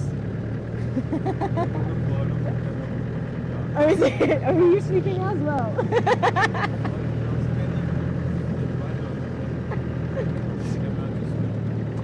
I don't know if you can hear Seb, but Seb said he was falling asleep there at the back. The camera, he's apologised, he doesn't know how long the camera was down for because he was scanning for the rhino. But it is funny because you kind of start scanning and you think you've locked it off. Happened to me a couple of times yesterday. And all of a sudden you realise it's like that. But animals that I missed. Does Mark and Seb count? Oh, nice big bull. Yeah, definitely. Oh, I missed all of them, but definitely Karoo and the cubs and the rhinos. They are my favourites. And I was so happy because on the way in, I saw one of them in the tree. Just by the gate, one of the leopards. I'm not sure who it was. There was a couple of game viewers there, so I couldn't get any closer.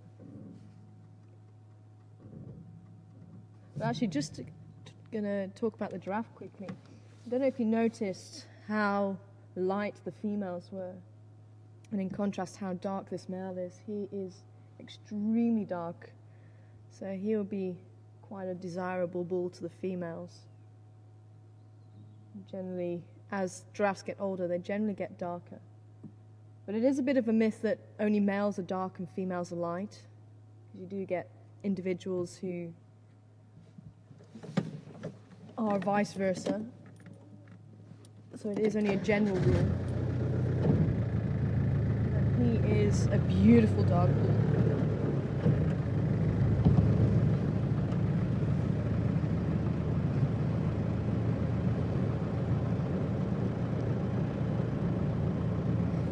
If I was Mrs. Blunt-horned Rhino, where would I be?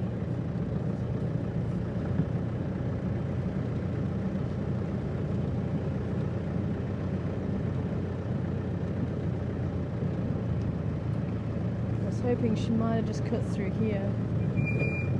Are we getting breakup? They're on Oh. Oh. It's triple M to the right.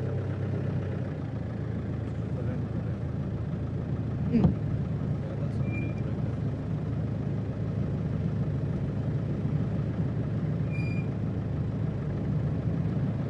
I'm pausing. I'm ready for a question.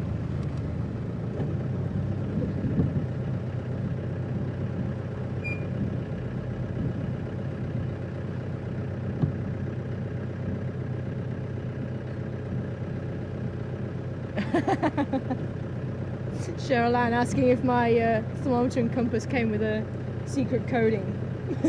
I wish it did, then it might actually help me. But it does actually have wind chill factor on the back.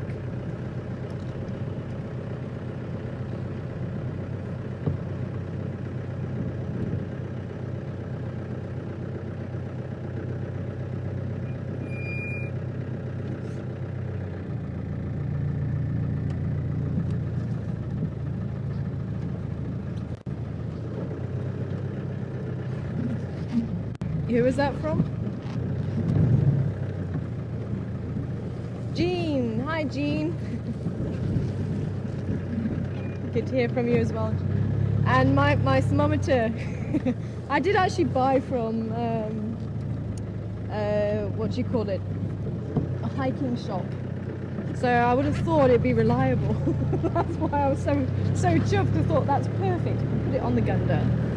It's not intrusive. But it was a hiking shop in the UK, yes. So maybe these temperatures are yeah, Euro hike.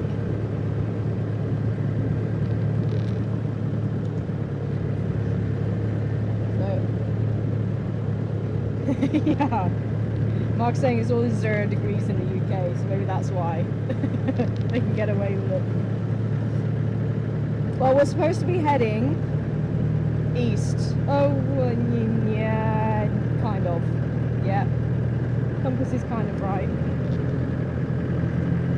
But maybe don't rely on it, Sebastian. I think don't rely on the compass, it's kind of right, but don't rely on it.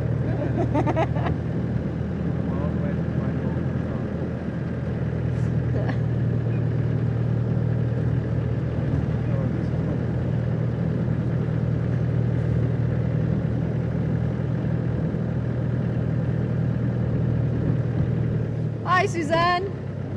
Good morning to you. Bye, Mr. Giraffe.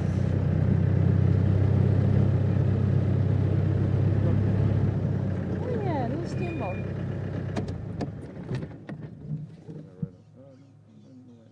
Suzanne wanted to know what the buffalo were. They were African buffalo. Water buffalo are found in Asia. So African savanna buffalo is another name for them. They can be called Cape buffalo, but I think we've actually been having a little bit of debate about that one, because there's subspecies of savanna buffalo, which are, the Cape buffalo are one of them, and the Cape buffalo are found closer towards the Cape, so we're on the eastern coast. This little guy, the little steenbok, and the dwarf antelope.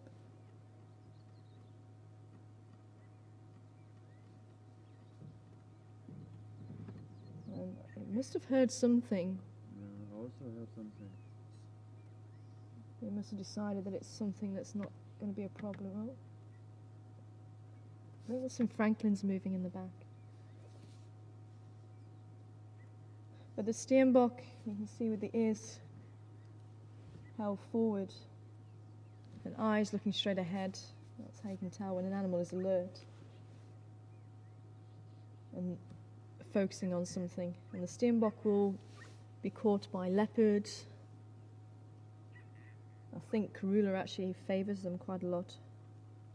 Impala and steenbok seem to be on her menu quite a bit. She's actually watching the giraffe behind us now.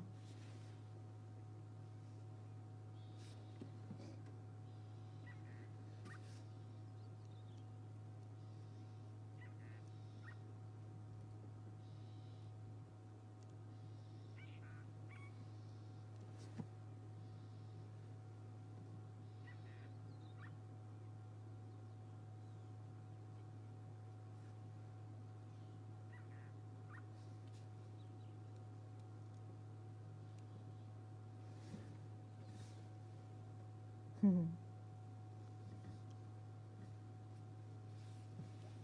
that'll be why it is on alert, because there could be a leopard hidden just out of sight, and if it moves and gives its position away, then obviously it's going to give the Steenbok an advantage to be able to run away from it.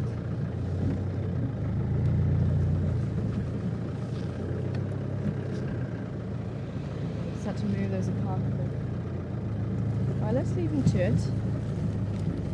Unfortunately, I don't want to head up Triple M because we're going to get a lot of breakups, and I think that female rhino is probably somewhere in that thick bush there. We do get a lot of signal breakups there.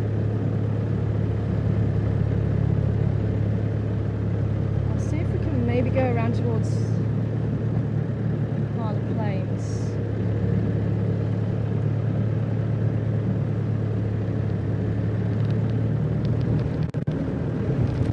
So let's try up on the east. What are we doing for time? About an hour.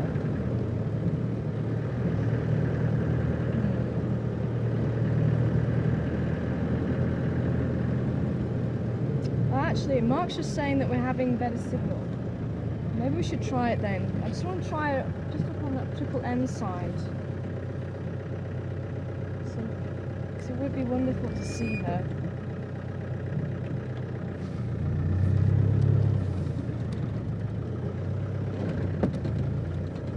As soon as we have the tracks, as soon as we get the signal breakup, then we'll turn around and come back again. Back down there. Parlour.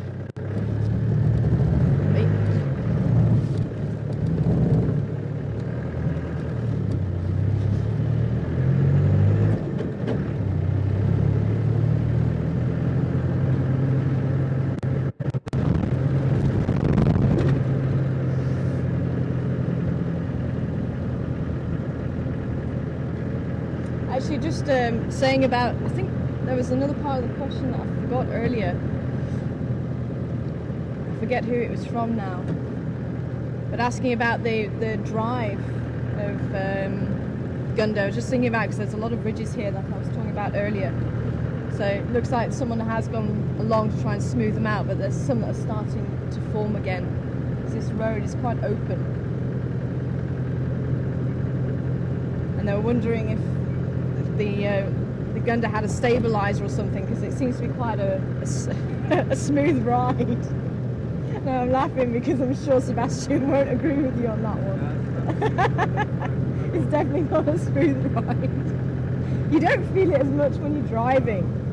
So as I was saying yesterday, it's a bit of payback.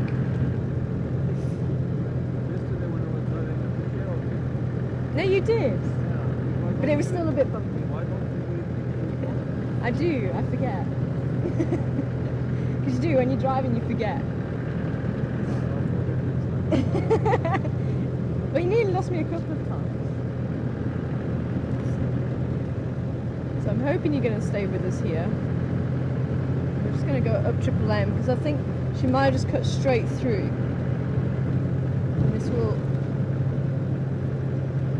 be the path if she has done that.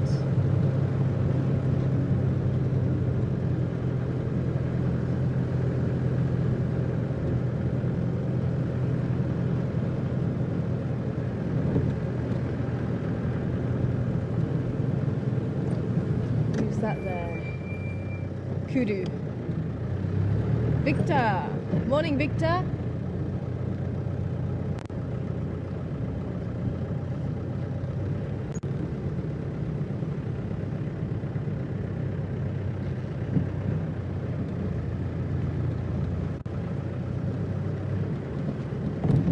Dorothy! Good morning to you, Dorothy. Sorry. Got told Victor, but it turns out it is Dorothy. But good morning to you. Aha. Wanting to know what's the best time to see lions at the waterhole.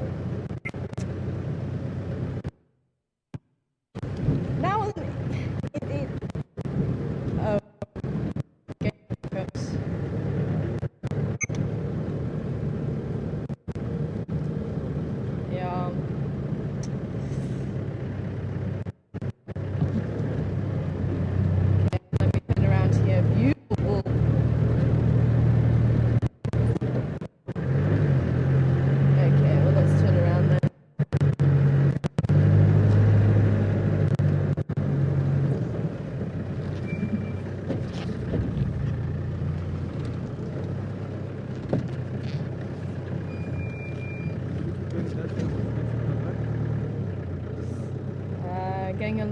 a breakup on the radio. Apparently we are back. Okay. Okay. Well, let's go up a little bit further, because that giraffe is watching something. I don't know if you can see the kudu bull before it disappears. But he's just... Where is he? He's gone. No, he's in the middle of the green. He's somewhere over there.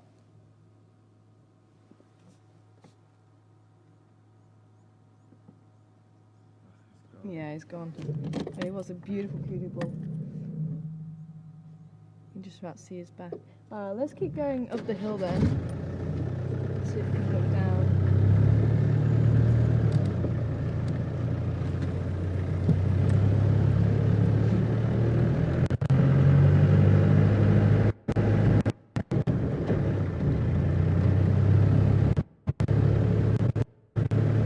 This giraffe is watching something.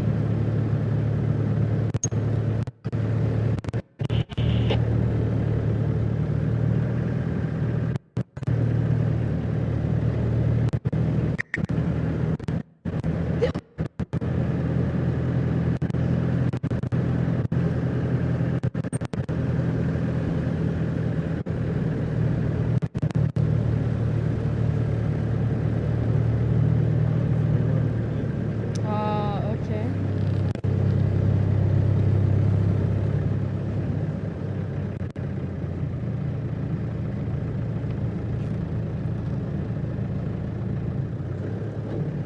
Don't want to scare her. Now if we're back, hopefully we should come back if we stop. I don't think we are back there. 1.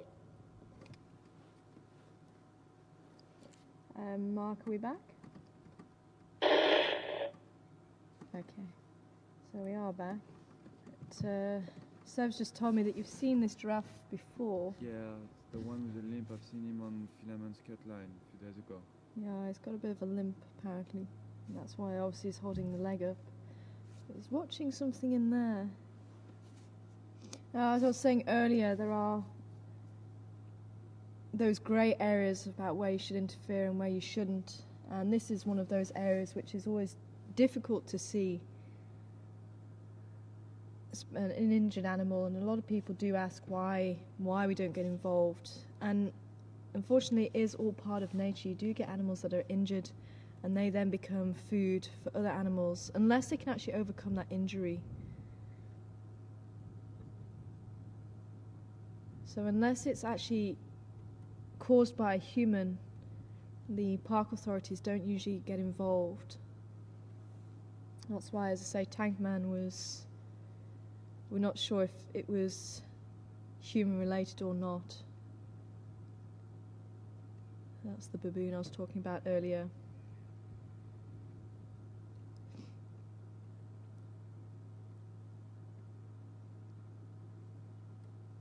I can't see any swelling around there. Is he walking better on it or not? Yeah, it's his left knee. It's swollen. Or was it the left knee that was swollen? It's not broken, but it's swollen. It must be probably torn it or something. Yeah, I'm not getting a good view. Seb's saying it was the left knee. Oh. Mark was saying it's swollen above the hoof. So it's somewhere along the leg. You can see from here his knee is quite swollen. His left knee.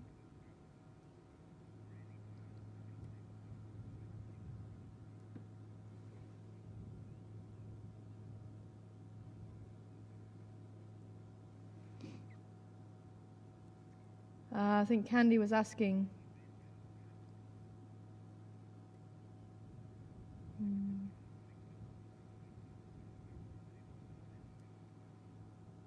I think Candy was asking about Tankman and why he was put out of his misery if other animals couldn't earlier on. Oh, Sandy. This is where I think I'm getting confused. Yeah, it's you're saying the knee to me, Yeah. and now I'm realizing in what you mean. You're meaning it would be the wrist joint.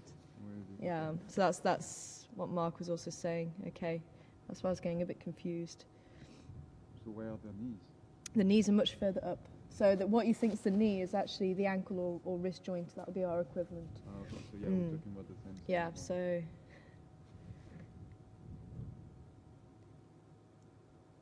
And Mark was talking about the metatarsal joint. Maybe you can go a bit forward though. Okay. Yeah, I'm just going to see if we come out into the open there. It could be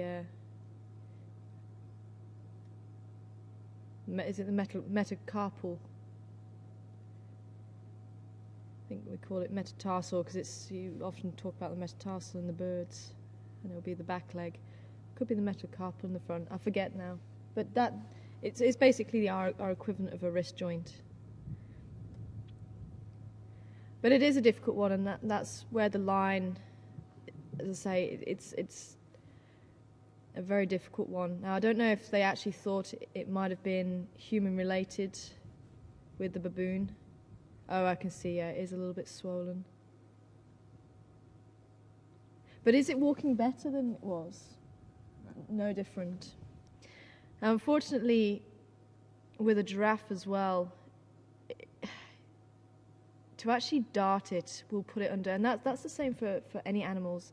If you're going to dart an animal and actually try and work on it, that sometimes can cause them to die just because the stress is so great. Now, to actually dart a giraffe, I mean, you've got to make sure that it's not going to fall funny, especially in an area like this. You couldn't actually dart it here because it could actually fall on a small stump, or it could fall on a tree and actually injure itself. So if they were to then try and move the giraffe into an open area, then they would have to maybe use a helicopter or drive up to it. So that actually the whole process would be very stressful for that animal anyway. And it could be that all that stress, or if it actually falls and injures itself, it could actually mean that the animal dies because of that. Now, it could be that it's going to survive. If it's got a swelling, it could have just banged it. It could have knocked it. There could be something else. But animals are very robust, and they do have the ability to overcome injuries, and they do have the ability to adapt with their injuries. So if this giraffe is able to adapt, or that swelling does subside, then there is a chance that it could continue and survive. So that's why it's very difficult. Where do you step in if you do step in? Do you step in now and actually risk killing that giraffe when actually it could be something not too severe, and maybe in a couple of weeks' time it might be recovered? And that's, as I say, that's where that shady area comes in.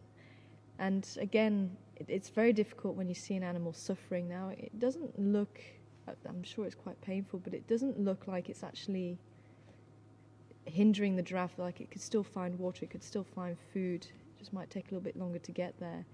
It could potentially fall victim to lions. But again, that's where this whole survival of the fittest comes in. If it's able to actually avoid the lions and not be killed, and as I say, if it does recover, then that giraffe has won this round. If the lions get wind of it and they actually come and get it, well, then that's actually, the lions are taking out an injured animal and they're not preying on a healthy animal.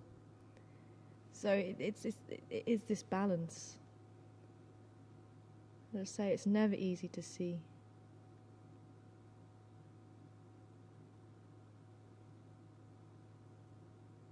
But it is unfortunately part of nature. I still don't know what it's looking at. There's some zebra further down the way. I wonder if that's what caught its eye. There was another giraffe as well. Oh, is there another giraffe? Or maybe it's going to make its way to where the other giraffes are. Because they are quite sociable. As I said earlier, they can be together, they can be on their own. But they do tend to be quite sociable. And they will look out for other giraffes. It could be that's where it's making its way.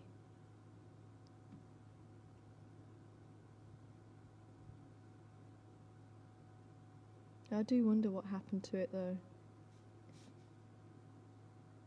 Stopping for something to eat there.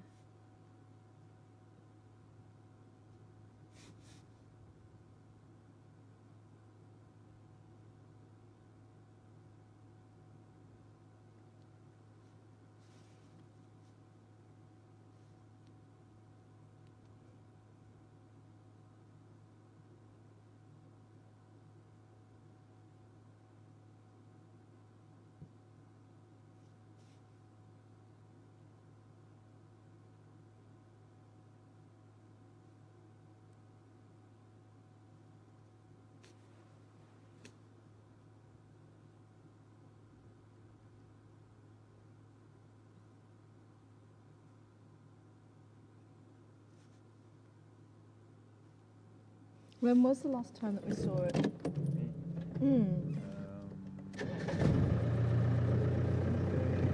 So about a week. Yeah, just over a week.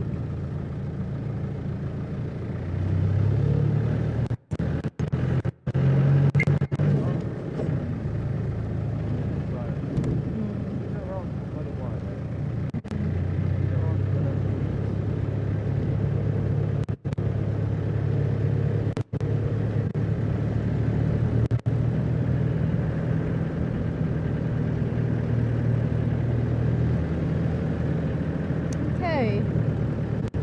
I'll leave it to it. So it was the metacarpal, thanks Mark. Metacarpal gland rather than metatarsal. So kind of that.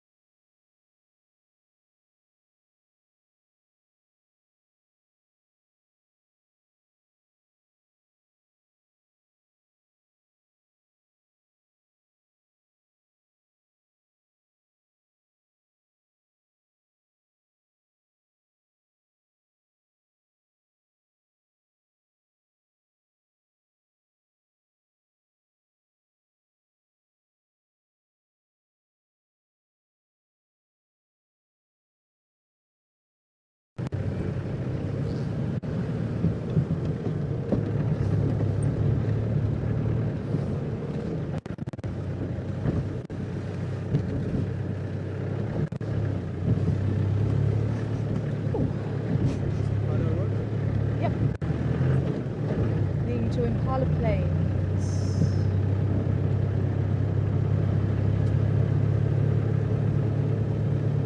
Oh, no sign of a rhino.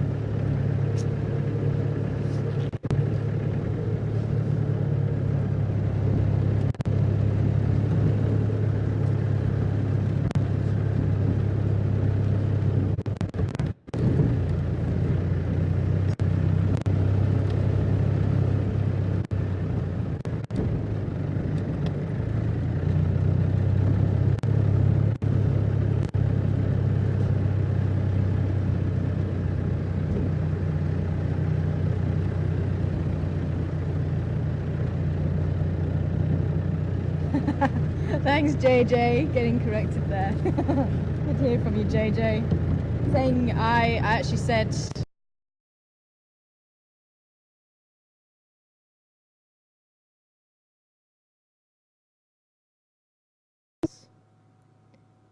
So that's why there's still a debate as to whether there is more than 2 subspecies of lion, because there will be genetic variation, there will be variation across the country as well.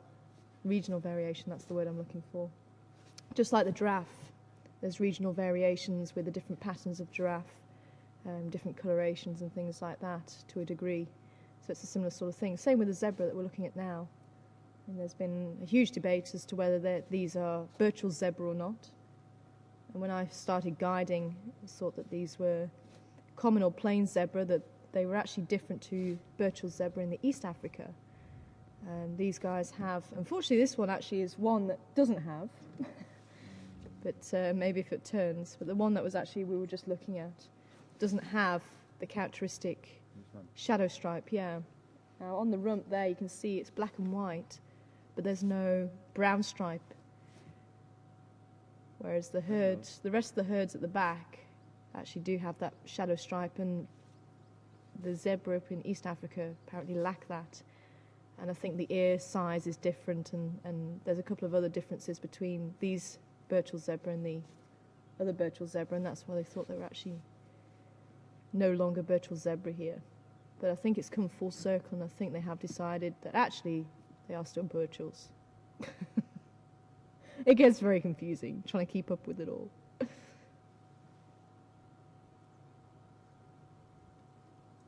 And especially with the subspecies, it also gets very confusing.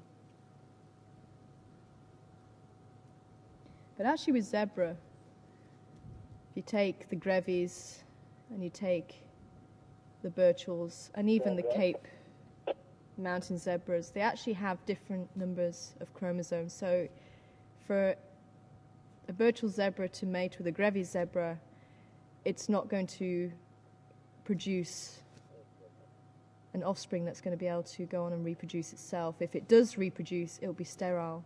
A bit like a horse and a donkey that produces a mule, because the actual genetics is too different.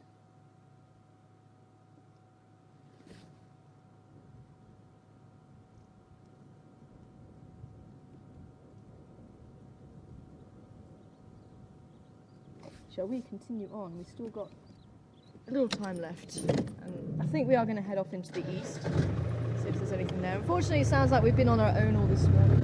Everybody went to see Mvula in Torchwood, and Lions down towards Okoro. So we are left to look for our animals this side.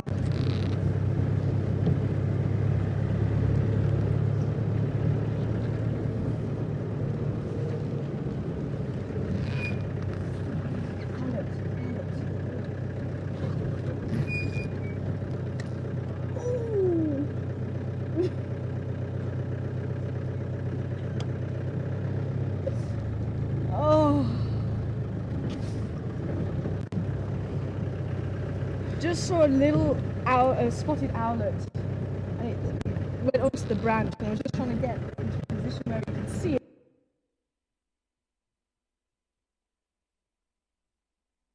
Black screen. Black screen. Ah.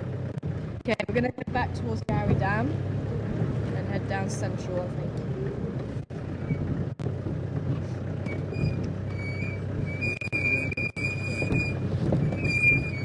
Kudu! Kudu! Sorry, Kudu. Wow, very squeaky brakes. Yeah, she's looking going, what on earth? No, we're gonna get... Are we back?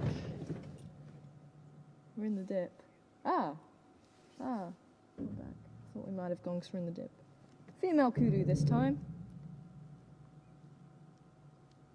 I'm very sorry, lady. But just in case you missed me, there was actually a pool-spotted owlet that just flew onto the branch, and I was trying to get us into a good position so you could see it. And just as we did so, it flew off.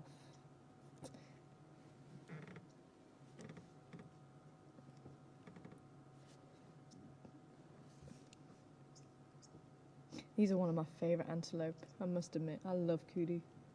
Especially those big males with the corkscrew horns. Absolutely stunning animals.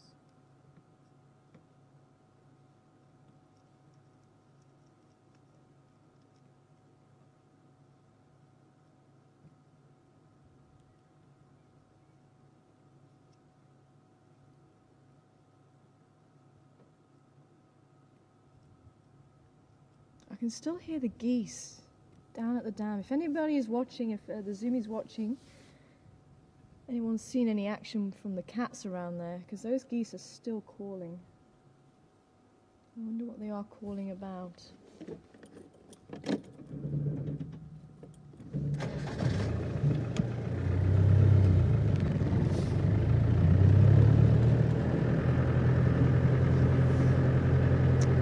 Good morning to you, Terry.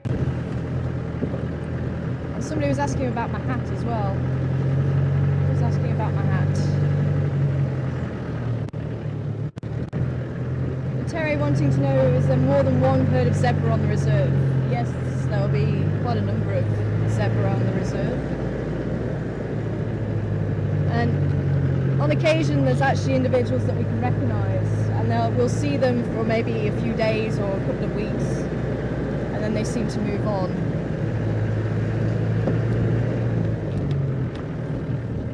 Baboons went that way. Ooh. Leopard walked up this way though, sometime last night. Possibly the leopard that was drinking.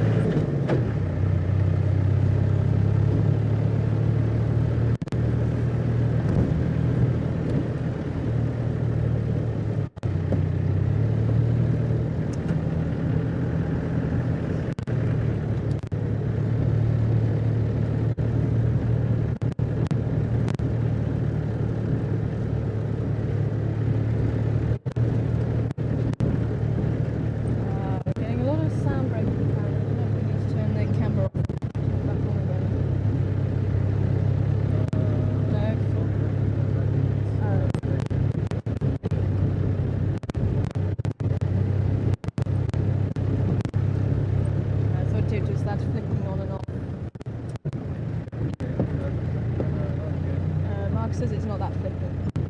Mark says it's not that flipping, so I don't know. Oops. Oh, sorry, that was all. Because I was talking to you. Now you know that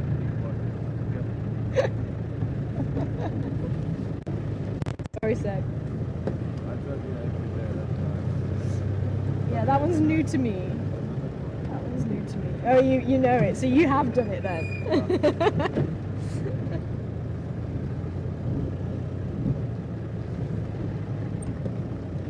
So, I'm sorry, I can't remember who was asking about my hat.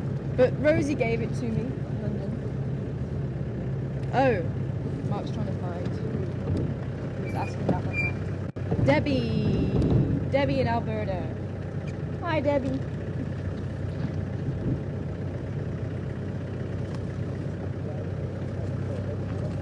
So, you'll have to ask Sarsaparilla where she got the hat from, because I'm not sure.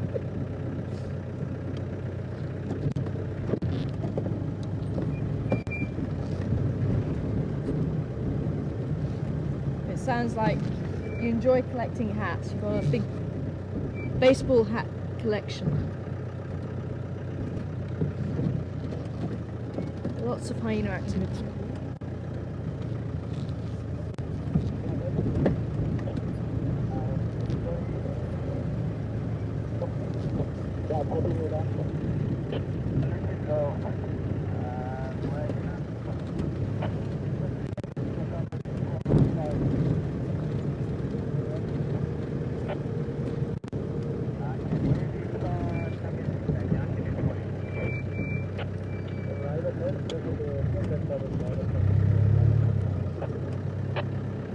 People.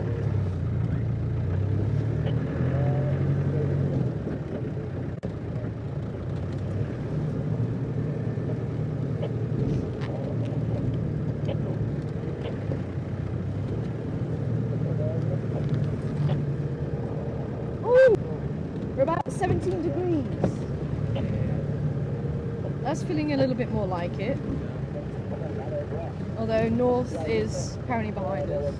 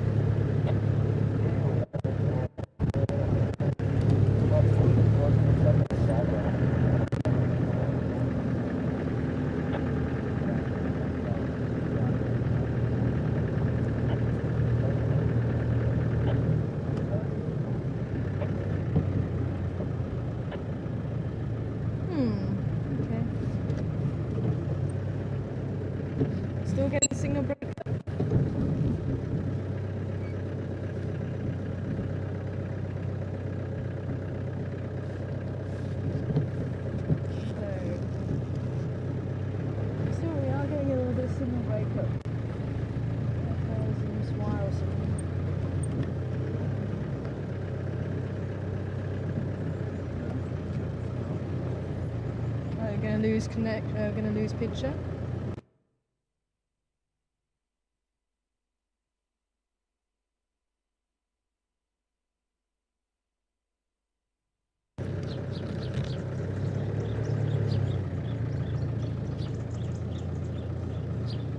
See how that is. I know, yeah, Video Dan likes to sleep down here, so I just want to give this a really good look over, because if those geese were calling. Ah, okay.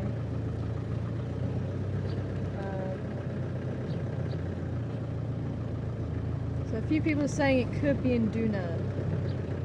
Seen drinking. Another giraffe. Wow, we're having lots of giraffe. Yeah, it is. It's a giraffe morning. There you go. I'm having an animal morning. It's a giraffe morning.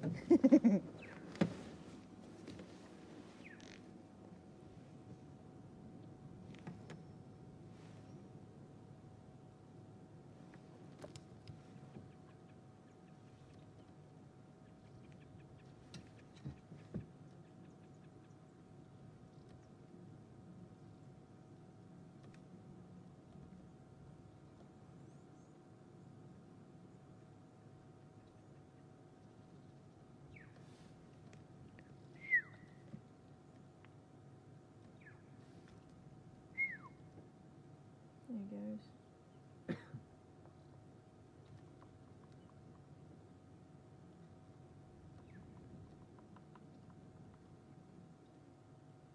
Giraffe looking at something or not? Looks like he's looking at something. Probably the impala though. There's an impala on the other side.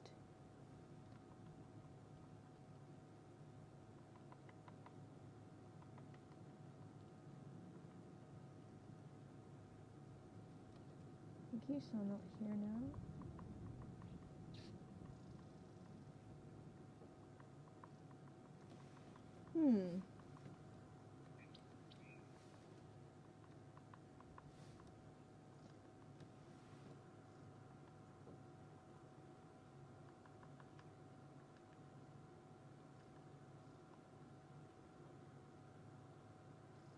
See how thin the legs are on a giraffe.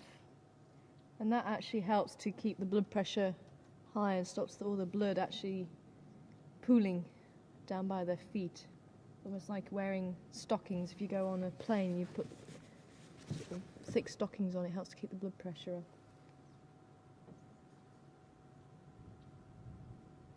It takes quite a lot of energy to pump the blood up towards the head. I mean, you're talking about a good couple of meters away from the heart against gravity. So the blood is under an incredible amount of pressure.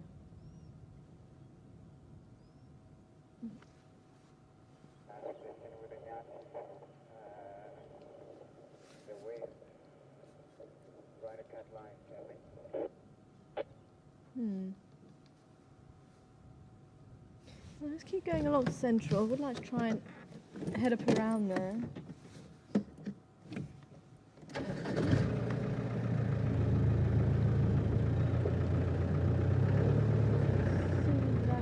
think possibly watching those impala. But they've got such a fantastic eyesight. It's like having a pair of binoculars strapped to you all the time.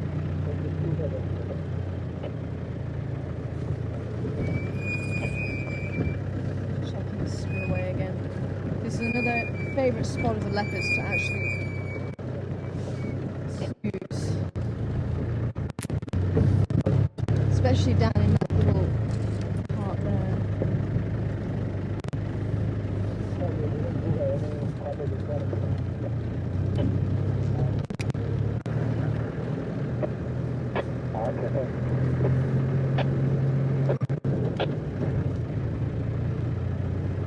Excellent, excellent. And there was some Ponzos just on Zoe's Road, close to Gowrie, Maine, heading west. Looked like there was Mumpukan. I had a look around that area off the Bluetooth.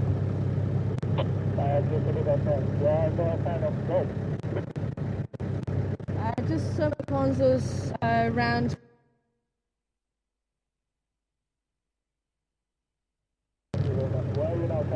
screen. Central Drive.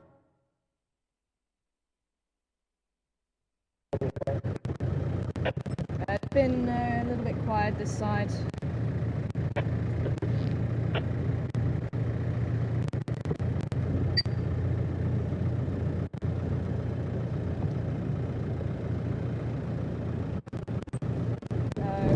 On and off again. We shouldn't be having signal breaker. We're going to try something. I think maybe switch off and on again then.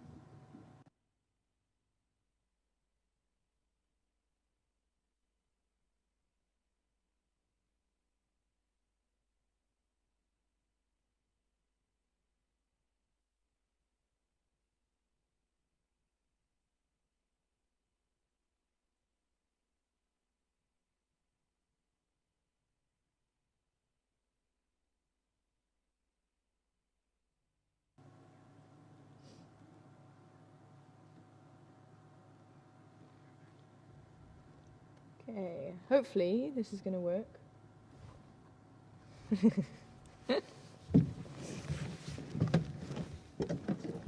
Gary Cut Line. Yep, Gary Cut Line.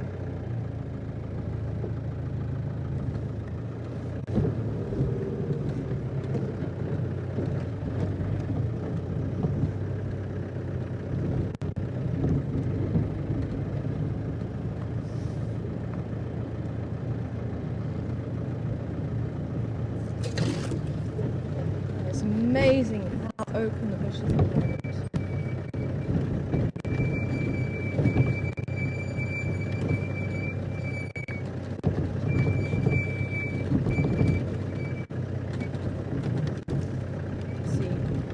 See what my little thing says.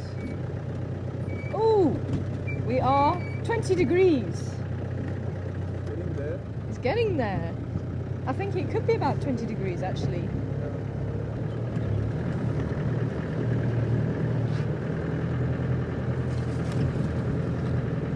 So 20 degrees and... oh dear. Oh, it's sorting itself out. Yeah, we're kind of heading in the right direction. Not too sure. Kind of eastish.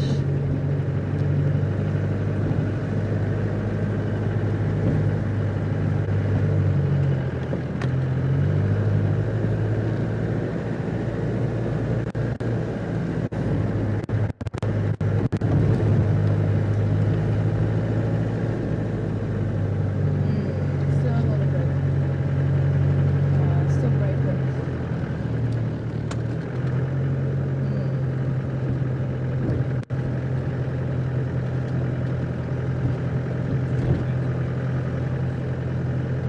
We're going to lose picture again.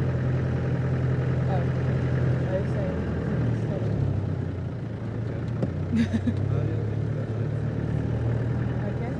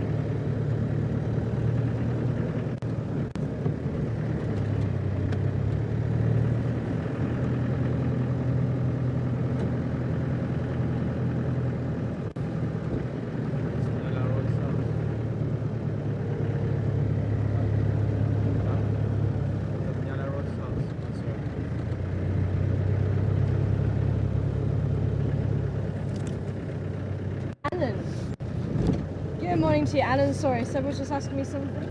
No, that was Nyala Road. Oh, that is Vulture's Nest. And the other road is coming up on this side. So, Alan, Tigerfish, good morning to you. Sorry, trying to listen to two questions at once. Didn't quite work. But, Alan, wanting to know if we've ever seen albino impala or pangolin. You got... Oh. A white. Oh, not albino, white. So it would be the equivalent of a white lion or a white tiger. Leucism. So it does have a little bit of pigment, but not a lot. But have we ever seen? And pangolin as well. Look, there's another giraffe. Giraffes are coming out the woodworks. I have personally not seen an impala. I have seen a blesbok. Unfortunately, we don't get blesbok here. They're more of a open grassland antelope. But I have seen a white blesbok. If you've seen a white pangolin, I would love to see the pictures. That is incredible. To actually see a pangolin anyway is phenomenal. But to see a white pangolin, wow. That has got to be incredibly rare. I've seen pictures of a white elephant, an actual white elephant. And that was actually an albino. Difference between the two, albino, there's no pigmentation whatsoever, so that's why you see pink eyes, because you're actually seeing the blood vessels. You don't have the iris colour or even the pupil. So you're actually seeing the back of the eye. Pink nose, pink fingertips where the blood vessels come close to the surface of the skin. Pink ears. Whereas the leucism, it's a recessive gene. I think the albino might be a recessive gene as well, but the leucism, they do still have a little bit of pigmentation. So on a white lion, they've got a brown tip to the tail. They'll have blue or yellow eyes. I've seen white lions with yellow eyes now. It's usually blue. The white tigers, they have brown stripes. Brown tips, or brown on the back of the ears where the black would normally be.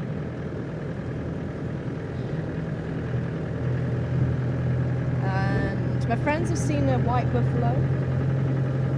Saw a white buffalo. I didn't get a chance to see it. That was a bit further north actually, close to Woodspreight. White giraffes. And I think someone was actually...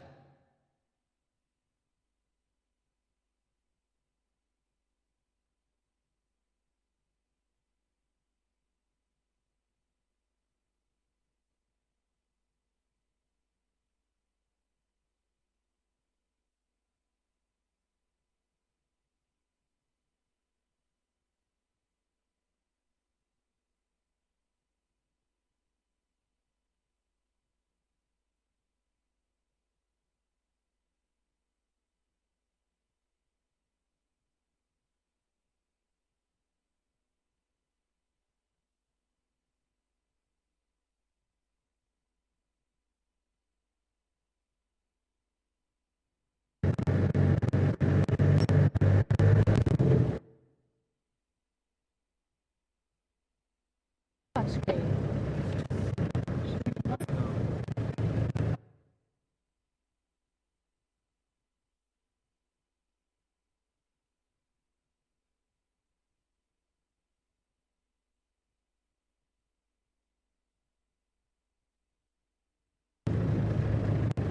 She says. Ah, we're back. Probably. Hopefully it records. We actually should be in a good signal area.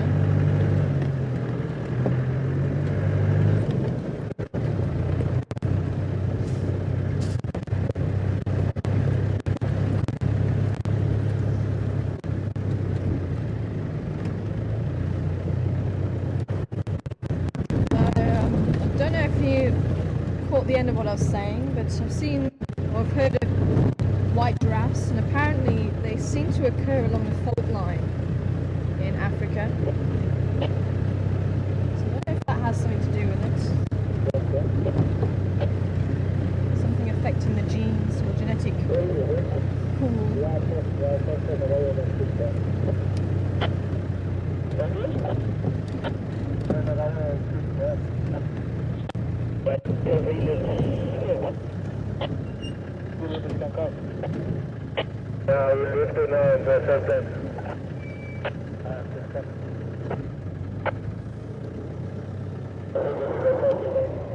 Baby hyenas came along here.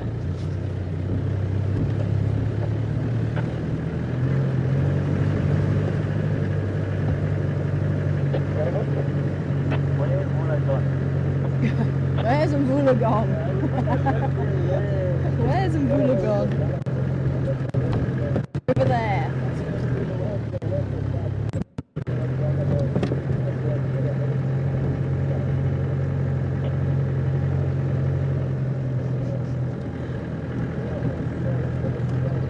Old rhino dung, still smelling.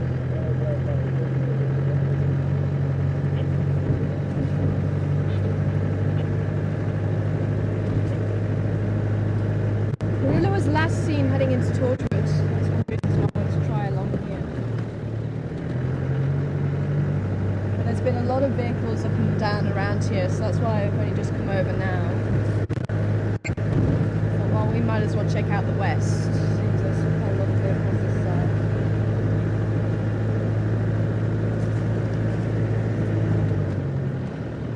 Are you confused yet? That bit confused me. Yeah. Yeah. That bit always confused me back there. The central road is a little key. It's a central road. So actually Mvula was walking on this road, but further in Torchwood, apparently. So for those of you who are on board for the first time, you saw us on Triple M, which is our western boundary. That's where we saw the giraffe with them. We're now going to go onto our eastern boundary.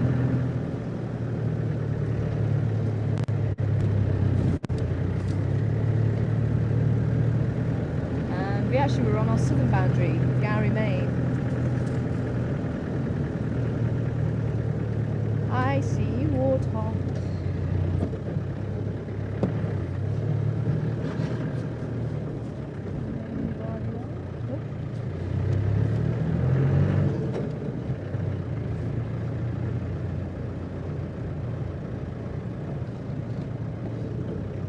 Fortunately, we saw one of these yesterday. Can you see past that tree? Yeah. But unfortunately, it was no longer living. Mvula had caught himself a warthog. Mvula being a huge male leopard, beautiful male leopard, beautiful big blue eyes. So he caught himself a huge male warthog, which is quite a feat in itself, actually. Warthogs are not a prey species that is easily tackled, especially with those huge teeth. And this one did have... one in 2 weeks. Second one in 2 weeks. So he's actually... sounds like he's developed a taste for warthog. Specializing in warthogs. Definitely specialising in them. Not just any leopard would be able to take down a fully grown male warthog. If you think about, especially some of the big boars, they can weigh in roughly about the same as a leopard,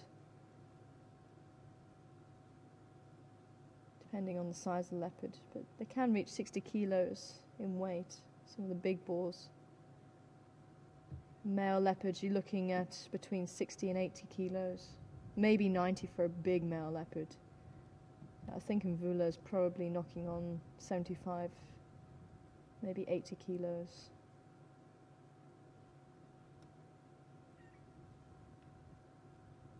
Induna's probably going to be reaching the 60 kilo mark, I would say. We move forward a little bit.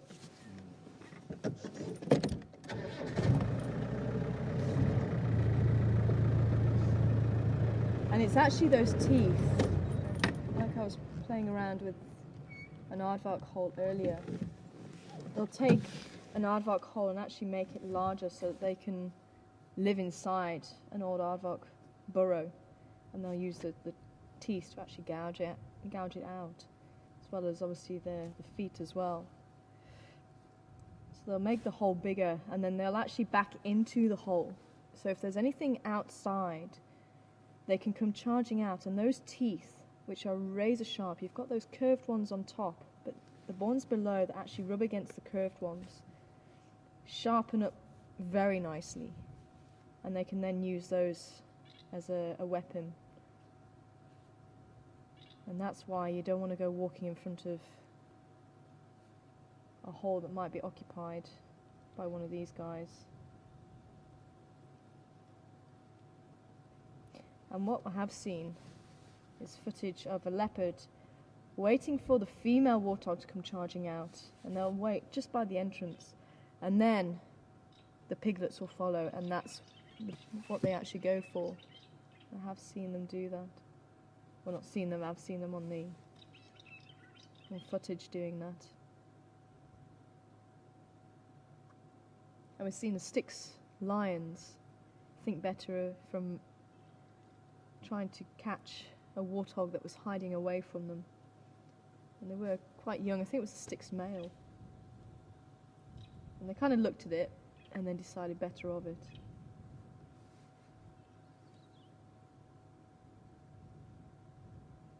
So hopefully it explains actually how impressive Mvula's been recently, taking down 2 warthogs.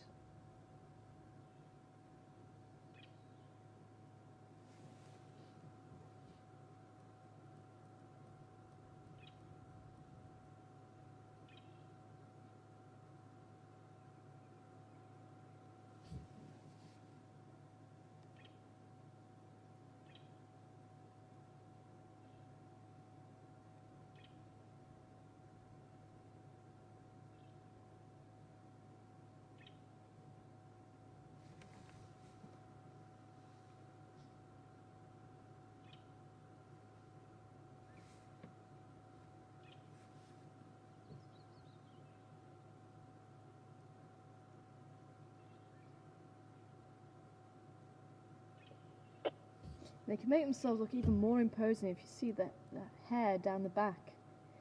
And they'll actually stand that up on end, and it makes them look even larger than what they are. Very useful.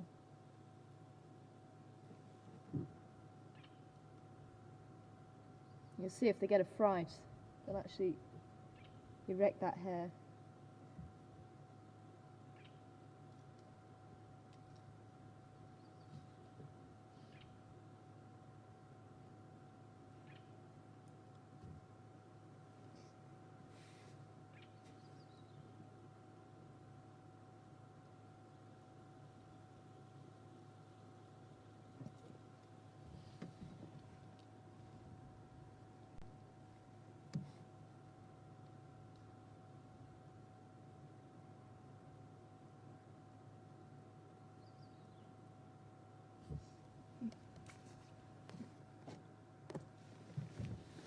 Watch out, lady, Mvula is around. You gotta be careful.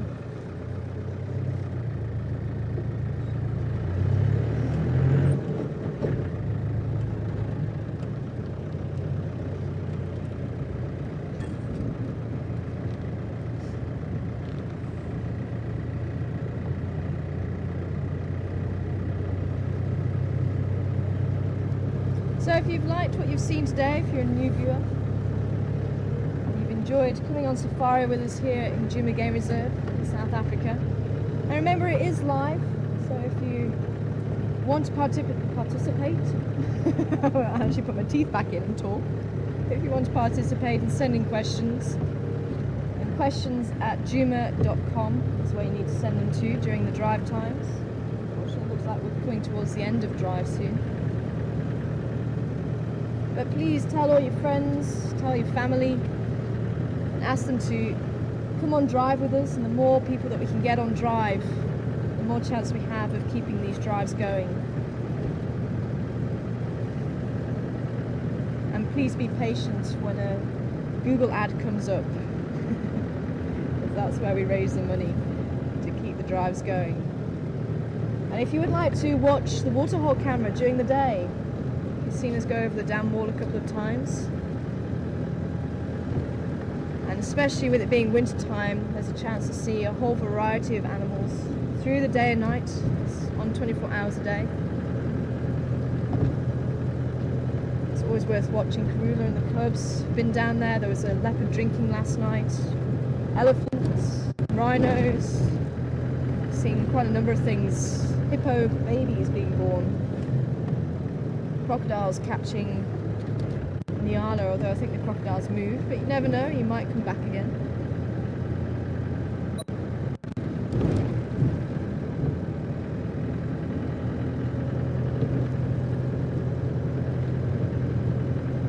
And even just the sounds of the bush, especially at night, and you hear the hyenas calling. Apparently the leopards were also calling last night, soaring.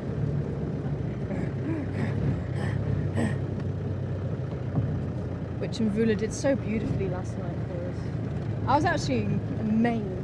You just turned around and he actually was sleeping and then woke up and started calling.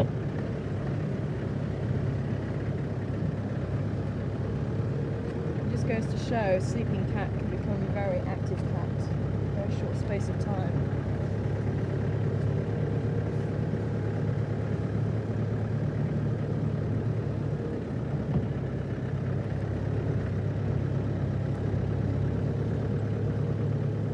The Saladas came up into Torchwood. This is Torchwood.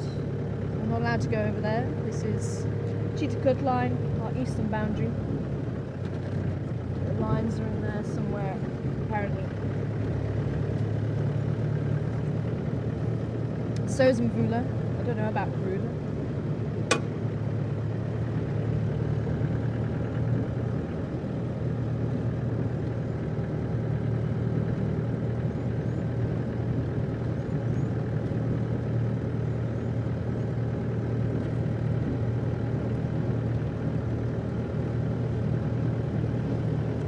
Hi, Deborah in Kentucky. Good morning to you. And quick question before we say goodbye on the warthogs. So they have multiple births, and one of the natural enemies.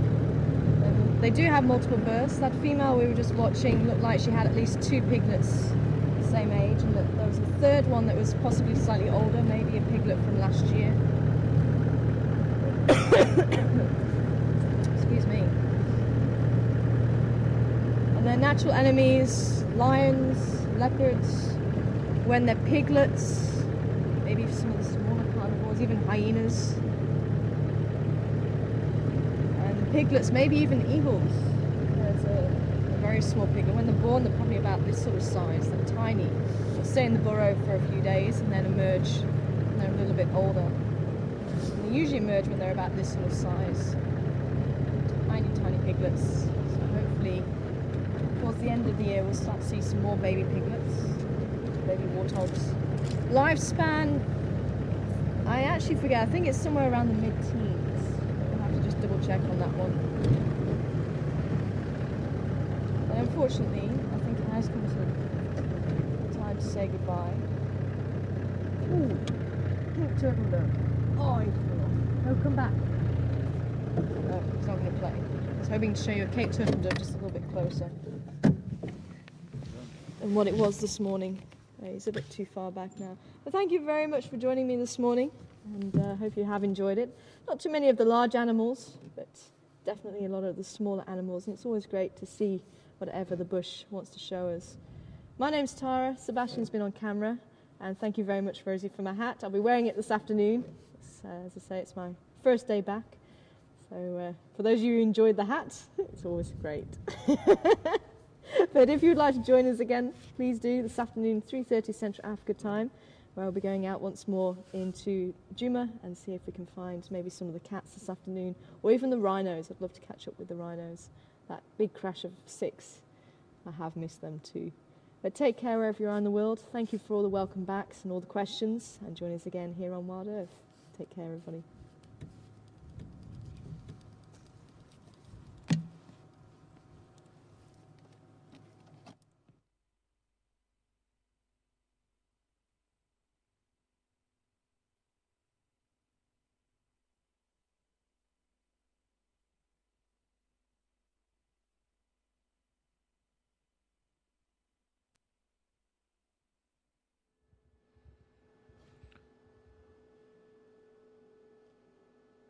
wonderful morning with Tara and Seb on the vehicle. Thank you for joining us. My name is Mark. I might be on camera this afternoon.